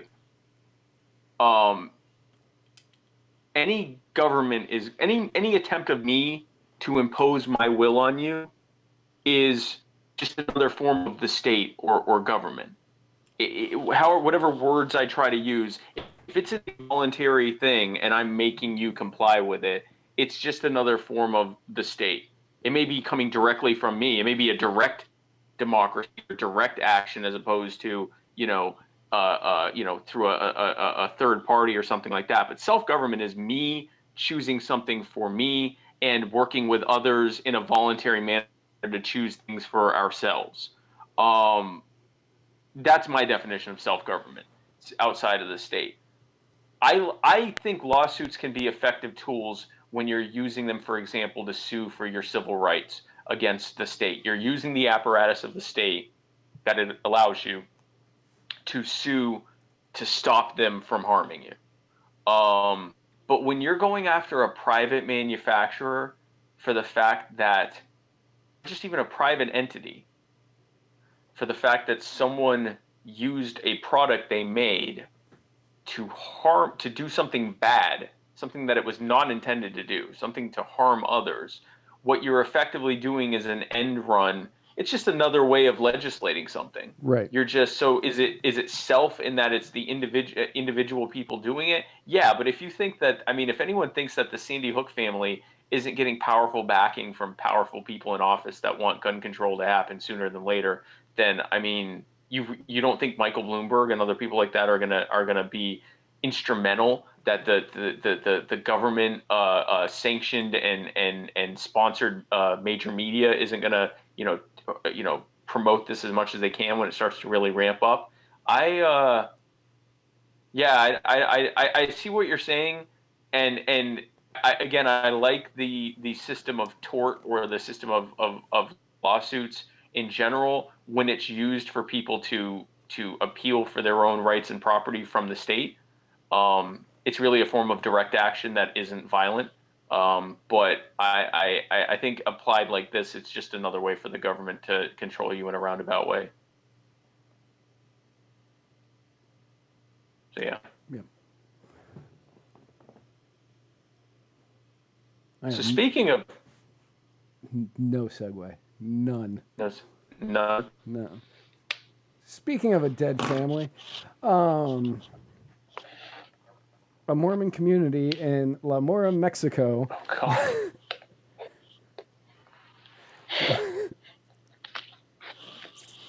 Speaking of gun violence. Yep. Was rocked by the slaying of 6 children and their 3 moms this past week. Mexican authorities claim that the cartel who committed this heinous act mistook them for a rival gang. Yep, that is the official statement from the Mexican government. The 3 Mormon mothers and their 6 kids, two of which were 8-month-old twins, was mistook for rival gang members, and they ended up dying in a fiery car explosion. How do you mistake Mormons, 6 of whom are children, 2 of whom are newborns, as a rival for a Mexican gang? It's a Mexican cartel. Yep. That is some bad vision. That is some really bad vision. That is some Bernie Sanders 2020 vision. I am surprised that they were able to hit them with their aim. If their vision takeaway, that they got the takeaway from looking at them that, yep, this is definitely a rival gang and not a deeply religious family of mostly children. Yep.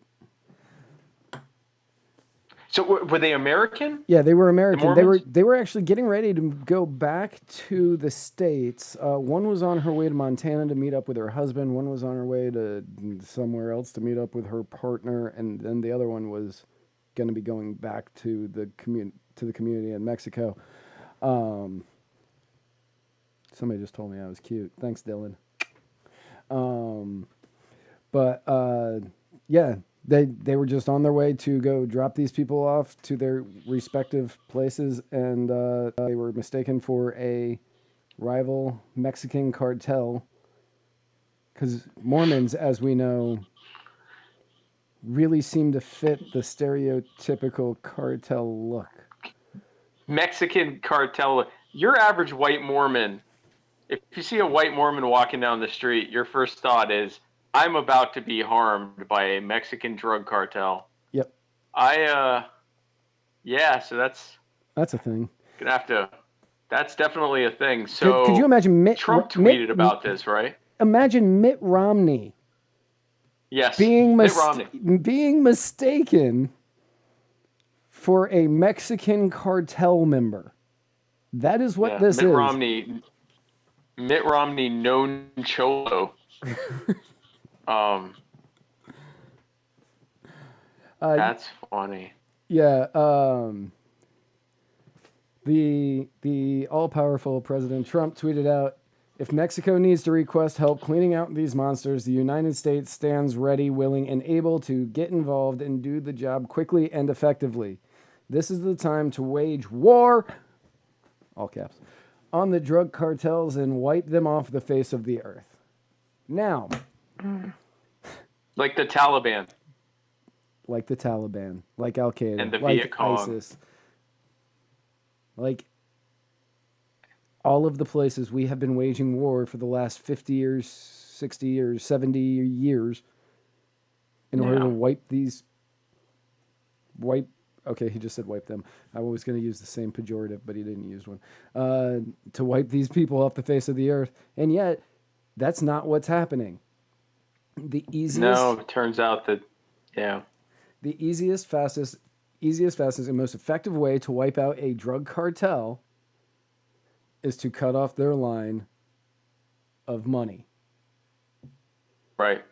So the little history lesson, guys, if you really want to ever make your grandparents upset, ask them about Prohibition. And they'll tell you a story about time that the government overreacted to people getting intoxicated and harming each other by banning an entire substance. And that instead of everyone stopping using that substance, they instead got it illegally. And so powerful cartels that smuggled this substance went around the country and selling it, became incredibly powerful. The use of this substance went through the roof. Yep. Crime overall went through the roof. Yep. Murder rates went through the roof. Yep. And then something real magical happened. The people in that government said, this isn't working. Let's just make it legal again, but put some let the states regulate it. And so they banned it, or they repealed the ban by the constitutional amendment, no less. And they repealed the constitutional amendment banning it. Yeah, so they added a new constitutional amendment banning the old constitutional nullifying the old constitutional amendment. Right. And something magic happened. All those cartels dried up and went away. Some of them went legit. Some of them just withered on the vine. Some of them got into doing something else that was illegal, gambling or prostitution or other types of drugs. But they lost their main source of revenue. The crime rate dropped. The use of this specific substance, in this case alcohol, dropped. And everyone was happier. So you have them tell you that story, and you go, wow, that sounds like when they banned alcohol, it made it worse. And they'll say yes. And then you can say, why don't we do that with all the other drugs too? And you can watch something weird happen inside their brain. Well, they get really mad at you and threaten to punch you at Thanksgiving like they did to Matt. Which, oddly enough, that may have happened during a Prohibition conversation at one point too, with a different family member. Probably so. Yep. But yeah, shortly after they repealed prohibition, and they said, you know what, you can drink again. States can decide whether or not you as a specific individual are allowed to drink, basing on age or amount of alcohol, or whether or Right, not you can right, drink on a right. Sunday, whatever. The government then went, well, let's get weed. Let's get rid of weed. And so they banned weed Yep. shortly after. They were like, okay, well, they have their alcohol back. Let's get rid of weed. And then everything else started getting banned after that. And much like with alcohol, the rates of people using this continue to go up and up and up, which means there needs to be a supply. The supply has been given to us at one point in my life, thankfully so, from Mexican cartels. Because God bless them for getting me through my 20s. The easy way to end Mexican cartels and Mexican cartel violence is to legalize or decriminalize all of the drugs, and then Yep, all of them. they'll be made safer. They'll be made here. There'll be competition, legitimate competition, where people will continue to try to make a better, safer product because they want you coming back to use their product. And prices will go down. Right. And for anybody out there, and I'm looking at one specific person who's watching the show right now, prices will go down from the exorbitant amount of cost that you already spend on cocaine. So, and here's what, and Mexican government, who at this point is facing cartels that are basically as powerful as them. The Mexican government is in I think year 2 of a 5-year plan to decriminalize all drugs, and they are begging the U.S. and Canada to join them in doing this, in decriminalizing, legalizing, whatever, ending the prohibition on these drugs, because they recognize that it hasn't worked other than to make cartels incredibly powerful, and removing that will completely shrivel up the power and money that these cartels are getting. They'll have to go legit, or they'll wither on the vine and die, or they'll get into some lesser thing that will make them far less money. They'll lose the power that they have, and things will be better for these poor people in these war-torn parts of especially in northern Mexico, but really throughout Mexico at this point, and in some of the border cities in the States. I mean, it's just really, really bad, and there's no good reason for it. And I mean, obviously this can be applied to other stuff as well, but ending that war on drugs would be huge. And by the way, for those who think the government gives a crap about you or your safety or your health, the government sponsors drug cartels in Mexico and elsewhere. Right. To go against the government-sponsored cartels that are sponsored by other governments. And they use them as like a proxy war to create money and revenue for their intelligence agencies for clandestine operations that they don't want to have to request congressional funding for. If they gave a crap about you, they wouldn't be doing that. It's all about control. It has nothing to do with your health or anything else. It's about controlling you. The U.S. military is currently in Afghanistan right now protecting the poppy field of the Taliban. The reason that the opioid epidemic started in the place because the price of opioids is at an all-time low, because the main source of poppies is in Afghanistan during the time of the Taliban, who is incredibly religious, and that kind of stuff is not allowed. They destroyed all but a few of they pretty much ended the poppy trade in Afghanistan, which made the price of all narcotics, opium-based drugs go way up. Military topples the Taliban or takes them out of power, and is now the U.S. Army. Your loved ones are being sent overseas to protect poppy fields, so that it can be brought over here by CIA-sponsored drug cartels, so that your loved ones can get sick and die from it when they come back as wounded veterans with PTSD. So they don't care about you; they care about controlling you. If you truly want to see things get better, you do you end the war on drugs. And if you really want to fight, spend government money to fight the drug epidemic, do what Portugal did. Instead of locking people up for their entire lives, get them help. Yeah. Or you could do it with your own money. Get them help. Yeah. In Portugal, if you get arrested for possession, because they'll still bring you in. Yeah. They'll bring you in and they go, do you plan on quitting? And you say no. They go, okay, and they just release you and they take your drugs from you. If you say yes, I want help, they will put you in a program. Now, I'm not a big fan of government-sponsored programs, but that's still better than throwing them in prison. That is, it's better. It's actually much more effective. Now, the private sector doing it would be even more effective, but that's a whole other subject. Government action to stop drug addiction should look like the government actually trying to stop drug addiction, not throwing people in prison, because now they'll be drugged up in prison, and if and when they ever get out, now they're a junkie who's been in prison for most of their life. It comes out to a world that doesn't even look like what it looked like when they went in 15, 30, 40 years ago. They're completely unable to adjust to that life, and often they commit crimes because they don't know how to do anything else, and half of them want to just go back to prison because they don't even know what the real world's like. That doesn't help anyone. If the government actually wanted to help people, if you wanted tax dollars to be used to stop the drug epidemic, put them in rehab. Like, get them help. Right. Or better yet, just let them do what they want. And if they want to get help, stop robbing them so that they can afford to get help, or so that someone else can afford to help them. But at the very least, I would much prefer the government putting a bunch of people in rehab if they ask for it, than for them to, keep, filling up these prisons endlessly with junkies and people who are a lot of drug dealers. When we hear about drug dealers, we get this vision in our head of these drug kingpins who are, out crushing their competition or whatever. Most drug dealers that are in jail are people who had a drug habit and would buy enough to sell some of it so that they could afford their own drug habit. So really, they're arresting people for being addicted to drugs. Right. And putting them in prison for the rest of their lives because they care so much about them.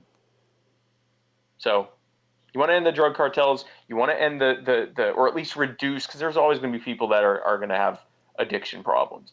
But you want to reduce these problems and get rid of the drug cartels in the process. Decriminalize the drugs, legalize the drugs, let people do what they want with their bodies. Yeah. And same thing with the sex trade. And Joe Jorgensen. Joe Jorgensen. a lot of people will argue, like, if you start arguing why drugs should be legal, they'll say, well, I don't think that children should be able to just walk into 7-Eleven and buy meth. Okay, well, one, you're giving them meth anyway by this point, because seriously, your kid's probably on Adderall or Ritalin or something. So you've already done that. But on the other side of it, everybody that is going to go to 7-Eleven to buy meth is going somewhere else to buy meth right now. Right. Including your kids. Including your kids. There isn't a single person out there who's like, well, this is legal, let's give it a shot. Instead, they're going... Meth? Heroin? Oh, well, heroin, I can pick heroin up at CVS. Let me just go pick that up, because I heard that's a rocking good time. And yeah, it is, but I don't recommend it to people. Right. Sex dolls. In at least most states, there is nothing banning 7-Eleven from selling sex dolls. Do you know why they're not selling sex dolls? It's not because they wouldn't make a bunch of money selling sex dolls. It's because most people would say, I'm not going to that 7-Eleven. They sell sex dolls. And I don't want anyone to think that I'm going in there and buying sex dolls. Would 7-Eleven sell weed? Probably. Probably. Would they sell? Would a lot of them sell weed if they could? Yeah, sure. Probably. Would and some not. But are they going to sell heroin? No. If some of them did, who cares? And are they going to sell heroin to kids knowingly? Probably. We live in an era. Go ahead. I was going to say probably not. They are much less likely to sell heroin to kids than the local street dealer who's, like Spike said, trying to sell to support his own habit. he'll sell it to a kid Right. because he's trying to support his own habit. Yeah, they'll absolutely sell it to a kid. 7-Eleven's been selling Yep. beer to support their habits for years. They don't need to throw the heroin on. Exactly. Yeah.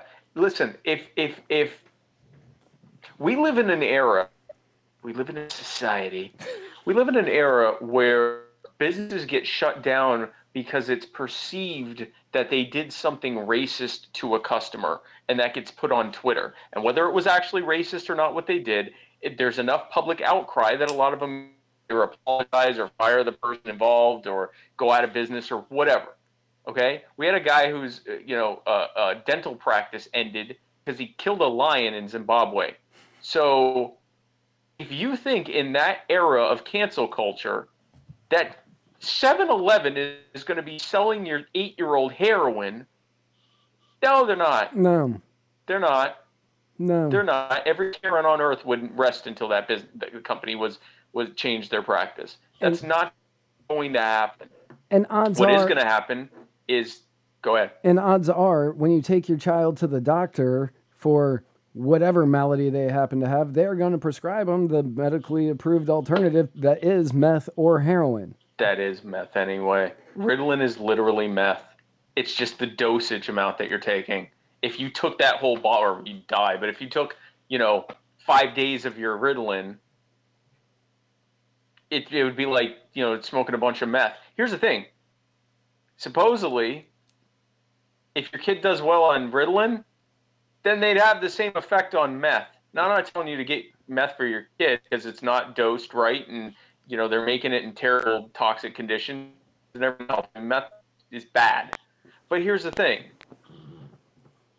Your kid's not going to be buying heroin from the store or meth from the store. They might, where they are likely to get it from now or then is from some junkie who's trying to support their own habit. And you're going to have fewer junkies out there if instead of locking them up every time you find one using, you actually get them help so that the whole addict culture can be fought against. There used to be huge opium dens everywhere. And eventually, people moved on to stuff that wasn't as deadly as, or most of the cases, wasn't as deadly as opium. But for a long time, you had people like entire cities full of people in opium dens. Like, I mean, you can break addiction culture by fighting the root causes, which are often related to mental health issues that cause those addictions in the first place, not by locking up millions of people. The U.S. has the largest, both by percentage of the population and just sheer number of people, the U.S. has something like a third of the world's prison population. And that's down from its all-time high. We have less than 5% of the world's population and nearly a third of its prison population. We have more people in prison than China, which is a communist dictatorship of 1.4 billion people. If this worked, have the lowest crime rates on earth, which we do not. We'd have the lowest rates of addiction on earth, which we do not. And we'd have the lowest rates of, property crime and drug use and everything else on earth, which we do not. So it's not working. Let's do the other thing. Michael Ritz wants to know, how do we force people to get help without government compulsion? Is you don't force people to get help. You don't. But I have never in my, and I know hundreds upon hundreds of people who have had addiction problems or still have addiction problems. I guess technically we all still have them. But people who have either overcome whatever they've been addicted to and they still struggle with it, but they're not using, or people who still have it, there is not a single one of them that I know that hasn't at some point said, I need help.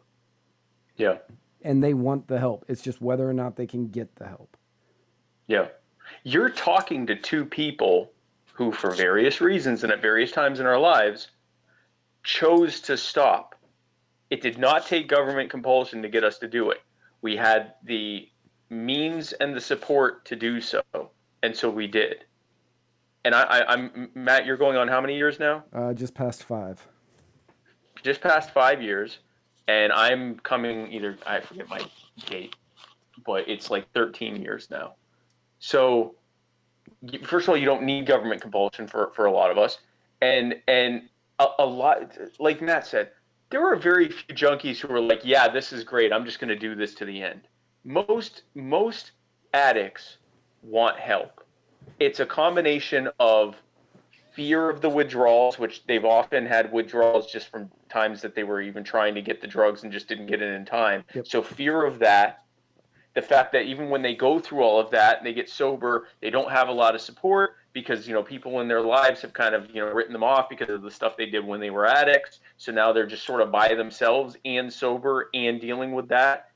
And the fact that their social circles are still very heavily in addiction and enabling of addiction. All of those things that government compulsion does not fix. So I think, again, you do so much more with education and giving people help. Again, we don't like government programs of any kind. If someone tomorrow said, let's end the war on drugs and replace it with universal universal rehab for anyone who wants it, yes, easily. Is that my preferred solution? No. Would I take that in a freaking heartbeat? Absolutely. That's going to do far better in stopping addiction, not just on the individual level, but on the community level, way more than what they've been doing now. Right. And the proof of that is in places like Portugal and Spain, who have realized the error of their ways and have tried the other way and seen actual real marked reductions in drug use and in violence. And people have asked, because I talk about this a lot, is one of my favorite subjects to talk about. People ask, they're like, yeah, but people on drugs, what if somebody on drugs goes out and they get into a car accident or rob somebody or something like that? They've committed a crime. Right. They have committed a crime. Now they did, yeah. Now they have committed a crime. You can charge them and throw them in jail for committing the crime, not for them being on the drugs. And the fact that they chose, and then if they argue that the drugs made them do it, it's like, well, you chose to use the drugs, you committed the crime. Like, you chose to use the drugs. Exactly. We don't charge. So if someone, eats too much, eats so much candy that they're on a freaking, candy bender, and, they get in an argument with someone and beat them up or something like that, you don't charge them for eating too much candy. You charge them for assault. Right. So, yes, if someone's on drugs and does these things, throw the at them. They drive, cause an accident, they, rob someone, whatever. Yeah, of course, those are actual crimes. You've actually robbed someone of their life, their well-being, their safety, their rights, or their property. That's not. It's pre-crime. Charging someone for drugs because they might do something else, or they're more likely to do something else, is pre-crime. That's the whole argument of you shouldn't have a gun because you could use it to, commit a mass shooting or murder someone. It's pre-crime. Yes, that gun is for shooting people. No, I haven't actually used it to murder anyone. No, my intention is not to use it for anything other than self-defense or, target shooting or whatever. And charging me for the possession of something that I could potentially use. Same thing with this Remington lawsuit thing. Going after me because I could potentially do something with this is a terrible slope. And it leads to, again, if someone using drugs being more likely to do something bad means that the drug should be illegal, then a bunch of other stuff that's legal that all of us do that might make us more likely to do something bad should also be illegal. And it shouldn't. Charge people when they actually do something wrong.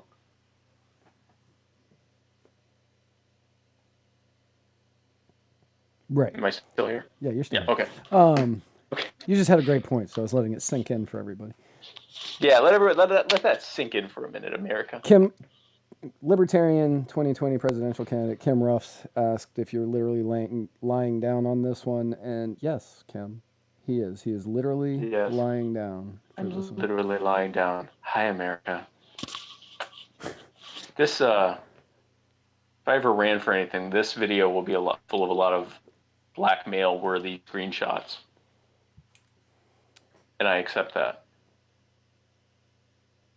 I was less or more sexy when I was holding the pillow. You were Because I didn't feel more sexy. you were But less I feel like it sexy. should be more sexy. It wasn't. It was so much worse. Is this worse? Oh, America, I wish we were a pillow. Yeah, no, that's worse.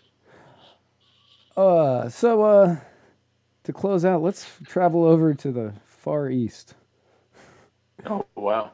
to our favorite bastion of freedom in the Far East, Hong Kong. Oh, God, what happened there? Oh, yeah. Yeah, so yesterday? I believe this was yesterday. Yesterday. Yeah, I Yeah. put that in the notes. Good for me. The notes that I wrote yesterday because I was like, remember this. Remember that this was yesterday. Remember this was yesterday. A protester was shot by a police officer during a demonstration yesterday. We have the picture, which is a screen grab from a video of the event up right now, and that is of the police officer literally shooting the protester point blank.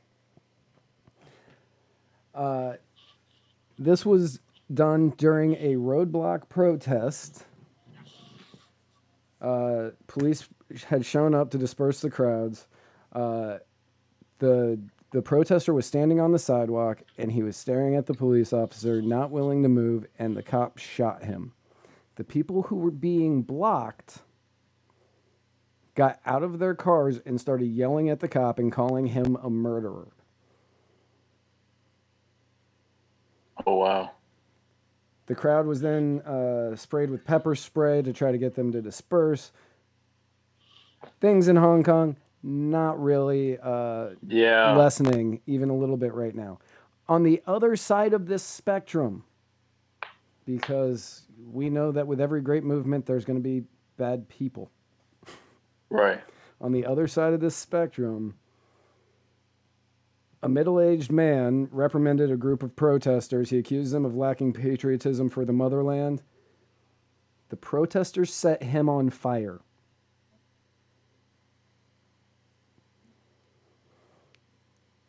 This situation is reaching just like mass. I can't think of the right word right now, but it's becoming malignant. Like, it's moving past. They already got, for the most part, what they wanted initially, which was for that extradition law to be removed and not be voted on. And then I don't think they had some other demands, like the protesters that have been arrested to be freed and charges removed, and for there to be some kind of accountability oversight for police and stuff like that. But their original thing that they were marching about, they won. And they're just getting more and more. I don't think anything short of some kind of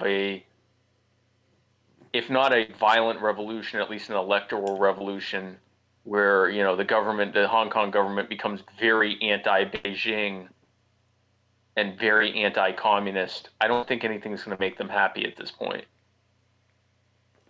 No. If they're setting people on fire. Cops are killing protesters in the street, and protesters are killing people who are faithful to mainland China. Right. So it's there's no. This is going to get so much worse. Yeah. China go ahead. China may pull the military on their own city, which would be crazy. It's going to be very. So, and also you need to understand, so we're used to violent protests in America. Like, we're a place that has violent protests. And even here, it is uncommon for example, someone against the protesters to be set on fire, or for, a cop to just shoot someone at point blank range for refusing to move. And in a place like Hong Kong or Japan or most of the Far East, most of the so-called Orient, that's not what they're like. their protests tend to be a lot more muted. Like, they had already reached a high level of escalation just by like the fact that they were fighting cops with umbrellas and stuff like that. That was way more than they usually do. This is on a different, like, it's ratcheting up on both sides with the Hong Kong government and the protesters. Mm-hmm. And that's not going to de-escalate on its own. I see one of two things happening. Either there is and I don't know what their election timeline is like or whatever. Either there's going to be a huge electoral change that makes the protesters largely happy. I guess one of three things. Either a large electoral change that makes them happy. The Chinese government moving in, because once they move in, this is all over. Like they'll bring in a level of force that even the craftiest people with, I don't see them being able to continue staging what they're staging with the Chinese government, military moving in like that, or a violent revolution, which I don't. They don't have the guns for a violent revolution, so it would have to be like, almost like a coup situation where the Chinese police turn on the government in favor of the protesters, which I don't see happening, or some kind of like Planet of the Apes scenario where the protesters pounce upon the police and take their guns or something like that, and I don't see that happening. So I think the most likely scenarios are either an electoral revolution, quote unquote, that makes the protesters happy, or the Chinese military moving in and squashing this thing. Either one of those, I guess the first one is preferable to the second, but either one of those are going to be ugly for a lot of people. Right. Or Hong Kong getting sovereignty or autonomy. Yeah, again, so Hong Kong is something like, I want to say 11 or 12% of China's total gross, like, economic output is Hong Kong. Like, it's double. I'm pretty sure it's double digits. They'd feel it if they left, put it that way. And so I don't see that happening. I see if that were even proposed, China moving in with the military, and I don't see the U.S. government stepping in to try to fight that, and I don't see anyone else having the ability to fight that. So, could it happen? Yeah, I think it would get squashed pretty quickly. I think the most likely scenarios are the Chinese government pulling a Tiananmen Square on all of Hong Kong, which will be incredibly ugly. This one will be incredibly televised.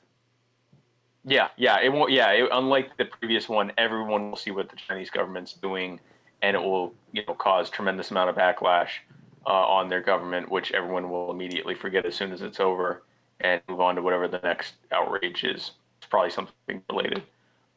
So, yeah, it's actually a Chinese saying, "We're in for interesting times." So yeah, and if the protesters take over at this point, if they're setting people on fire, that's gonna have a level of ugliness to it too, because there's definitely gonna be some recriminations there. So it's just gonna be, this is bad blood stuff all around. I don't think there's a happy scenario at this point. No, I definitely don't think there's a happy scenario coming out of this. I'm scared.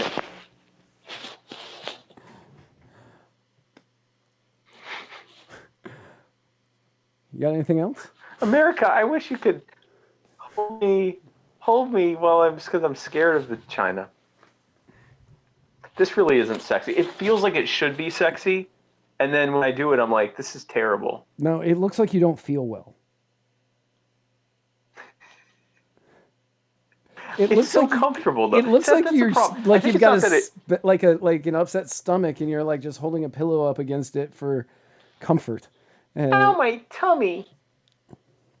I can't go to school tomorrow.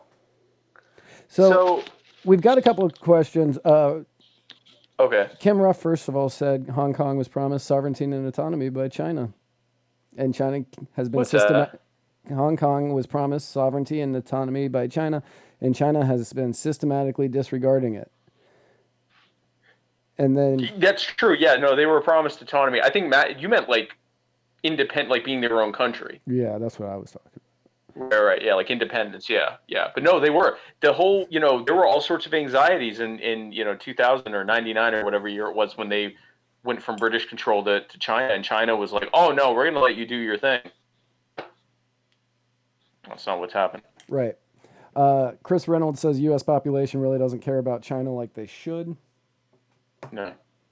And Kim Ruff, Libertarian presidential candidate 2020, Kim Ruff asks, do you think, given its size and relative strength or lack thereof compared to China, Hong Kong would need an assist from other nations?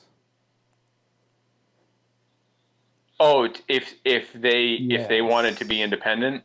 Yes. Yeah. That's what I'm assuming. And yes. Yeah, and not just other nations, it would have to be the U.S. because there's not any other country that could project military force. There's no other government that could project military force sufficient to keep China at bay within China. Because I mean, Hong Kong's not like Taiwan where it's like some island off. Like it's part of China. So, I mean, I know it's an island or whatever, but it's not like some far-flung territory. Right. It's not like Hawaii. And I question. Go ahead. It's not like Hawaii where it's right far enough away. Right. It's not even like Taiwan. Like it's truly like right there. Right. And I question whether the U.S. military could even really effectively keep the Chinese military, or why they'd even want to. I mean, so no, I think they'd need help and they wouldn't get it. I know why they'd want to. So much of Wall Street goes through Hong Kong. Like they would want to protect that.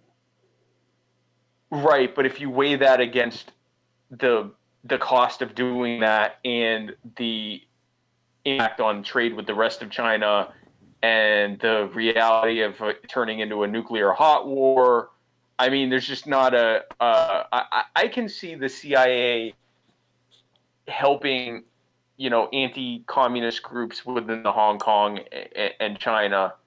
And even that they're going to tread carefully on that because, China's our largest trading partner. So to answer your question, Kim, yes, they would absolutely need help. And when they get it in a way that's sufficient for them to become independent, no. And I think if they could, you would have already seen Taiwan go independent years ago. So no, I don't see that happening. I see if there's any path towards Hong Kong being free, it's going to be through black and gray markets and crypto and 3D printing and agorism and just becoming free by virtue of being ungovernable. Same as here or anywhere else. Even with the electoral process, these protesters aren't calling for, they're calling for liberty to the extent of self-government, independence or autonomy, but they're democratic protesters. They're not. And so I really. Did I lose you? I see it getting really ugly. Yeah. No, I see China doing to Hong Kong what I'm doing with this pillow, but in a way that's. I was gonna say I don't think that's anywhere. That's nowhere near the same thing. I mean, like, Hong Kong.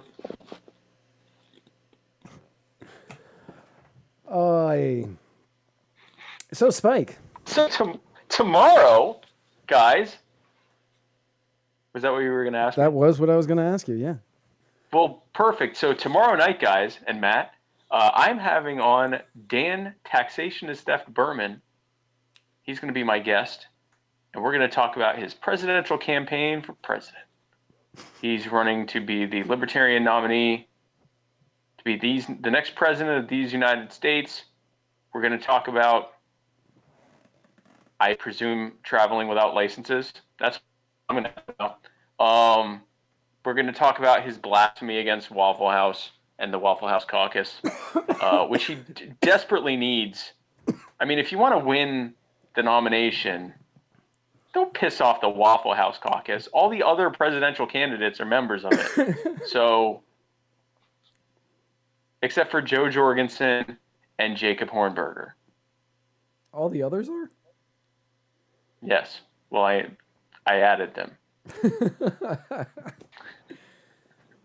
So, yes. Okay. And Cool. I only did add Jorgensen. No, I did add Jacob Hornberger. Yeah, no, I added Jacob Hornberger. So only Joe Jorgensen, and only because she's not on Facebook. I'd add her too, and ask her about sex work. At Waffle House. We'd say, hey, Joe, what do you think about sex workers working at Waffle House? So he's going to be my guest tomorrow night. And then the following week, I believe, fingers crossed, if we can get everyone's schedules worked out, I'm going to be hosting Masters of Debate 2. This will be a debate for the Libertarian National Convention chair candidates, Joshua Smith, Todd Hagopian, I think it's Hagopian, and Mike Shipley. We reached out to Nicholas Starwark, the current chair, who told me that he has not decided if he's running for re-election yet.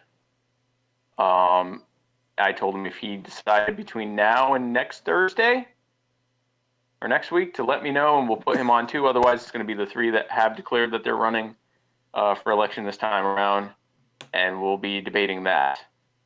So we will see if we're trying to make everyone's schedules work. It'll either be this week or next, or it'll either be next week or the week after, but we'll see.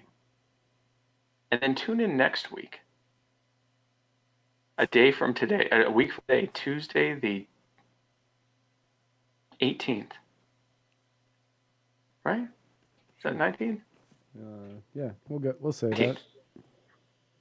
We'll say that for right now. The 19th, Tuesday the 19th. The 19th, Tuesday the 19th, for another episode of the Muddy Waters of Freedom that I will be streaming, because that's the only way it's going to happen, because I don't think Matt's ever going to stream this show again. I mean, I will. Just don't want to. I just really don't want to after today. Hey, fun fact Okay. for everybody out there. Yesterday was the 2-year anniversary of the first time Spike co-hosted this show. He wasn't a regular co-host. He just co-hosted one of the shows. And it was the 2-year anniversary. I was the guest co-host. That's right. So, if you scroll 2 years back in my timeline, you can find that episode. He appeared in voice only. Yeah. Not now. You get me in full HD on the bed. Well, it's pretty close to full HD. We're going through Google Hangouts on your phone. I mean, it's 720, right? Ish. 590. Yeah, we'll go. Coming to you in beautiful 590. Yeah, it's 590. 622. Right. So yeah. So you'll get to see me. Is this so? I mean, now, because I didn't want to try to do, but is this sexier? I'm like this. Hey, America. Is this even like? Is my head cut off? No, not even a little bit. You look like you're posing for a rap video in the mid 90s. I mean, I always look like that, though. That's a valid point. Like, that's my aesthetic.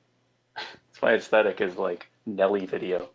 All right, well, good. Well, guys, Matt, if someone were on the internet and were trying to find us, you and me, how would they do that? Can they do that? They can. Apparently if you Google muddied, it will automatically pull us up. But But Muddy W. yeah, if you go Muddy W, apparently we're like, you'll autofill right to us. But Nice. if you wanted to go directly instead of going through the overlords at Google, you can visit us at the overlords on Facebook at facebook.com/muddiedwatersmedia. You can follow us on Twitter at muddied_waters. You can follow us on Instagram at muddiedwatersmedia. You can follow us on YouTube at youtube.com/muddiedwatersmedia. You can follow us on Float at float.app/muddiedwatersmedia. You can find us and donate to us at anchor.fm/muddiedwatersmedia. And you can find this and every other episode at muddiedwatersmedia.com. And preferably find us on Float, Anchor, and our own website. We really don't like these other platforms. We really don't like these other platforms. We only use them because you do. Yeah. So we only use them because we please use have these. to right now. I want to never go on Facebook again. I want to have the Waffle House Caucus on Float and do our shows. And if my family wants to reach me, they can text me. So guys, thanks again for tuning in this week. And we will see you tomorrow with my guest, Dan Berman. And we'll see you again next week, Muddy Waters of Freedom. And where we're going, we don't need roads.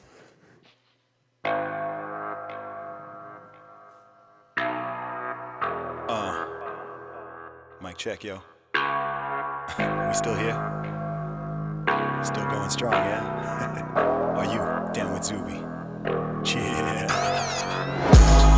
I will not go pop, I will not go soft. When I say no means no. This is true hip hop, I do not flip flop. When I say flow mean flow. This is perseverance. This is perseverance. This is perseverance. This is perseverance. I will not go pop, I will not go soft. When I say no means no. This is true hip hop, I do not flip flop. When I say flow mean flow. This is perseverance. This is perseverance. This is perseverance. This is perseverance. This is perseverance. I've been on the rhyme since I made a first appearance. I've been on the grind, never waited for the clearance. Life is all the time, so I'm gonna live it fearless. Yeah, and people gonna hear this. Made a little name with a vision and coherence. Never been a lame, now I'm closer to a genius. Knowledge in my brain, chalk it up to the experience. Still I'm not rich, but at least I ain't broke. Never sell dreams, cause I'd rather sell hope. People so lost in the mirrors and the smoke, think I'd be a realer bloke if I said I sold dope. Nope. But my fans will tell you that I'm awesome. I started selling and they bought them. I told them get them and I got them. So if you want dope bars, that's not a problem. It's time to put the needles on the wax. Rock hard like I got the Beatles in the back. Go soft, making easy living off the map. Or I can go hard like a freaking cheetah on the track. I'm grinding from a zero to a stack. And I'm talking about De Niro getting jacked. If Wakanda needs a new king, I'ma go hard to be the leader of the pack. A needle in a stack, and I'm feeling to attack. Not a baller, no T'Challa, but a hero and I'm black. I'm an eagle to a rat, rebel demon on a track. I'm a scholar and a brawler, you don't feel it if you're whack. You're always talking evil in your rap, and I'm trying to put my meanings on the map. I gave you 12 rules for life and kept my room clean. I'm the Jordan Peterson of rap. Yeah. I will not go pop, I will not go soft. When I say no means no. This is true hip hop, I do not flip flop. When I say flow mean flow. This is perseverance. This is perseverance. This is perseverance. This is perseverance. I will not go pop, I will not go soft. When I say no means no. This is true hip hop, I do not flip flop. When I say flow mean flow. This is perseverance. This is perseverance. This is perseverance. This is perseverance. And I believe what I prophesize, so I don't apologize. Unless I do wrong, I don't bow to the mob, I don't live to antagonize. But they say I'm too outspoken. They wonder if I'm joking. Look, a little bit is jest, but I say what I feel, man, I'm real and I'm open. Trust in God, but I live in the physical. Selfish thoughts, but I give in the lyrical. Thought cops hot, want my speech to be criminal. Lies get fought when I speak the political. I am not left wing, I am not right wing. I just know all these things I know.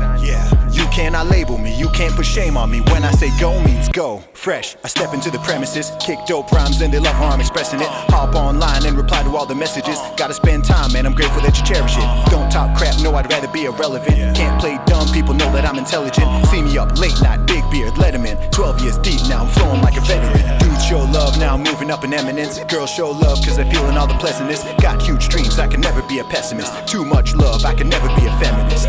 Girl, stop looking all incredulous. regardless. I am not a bad man, I am not your nemesis. Always had a mega drive, take it back to Genesis. Worked so hard, time to reap a couple benefits. Yeah, I will not go pop, I will not go soft. When I say no means no. This is true hip-hop, I do not flip-flop. When I say flow, mean flow. This is perseverance. This is perseverance. This is perseverance. This is perseverance. I will not go pop, I will not go soft. When I say no means no. This is true hip-hop, I do not flip-flop. When I say flow, mean flow. This is perseverance. This is perseverance. This is perseverance.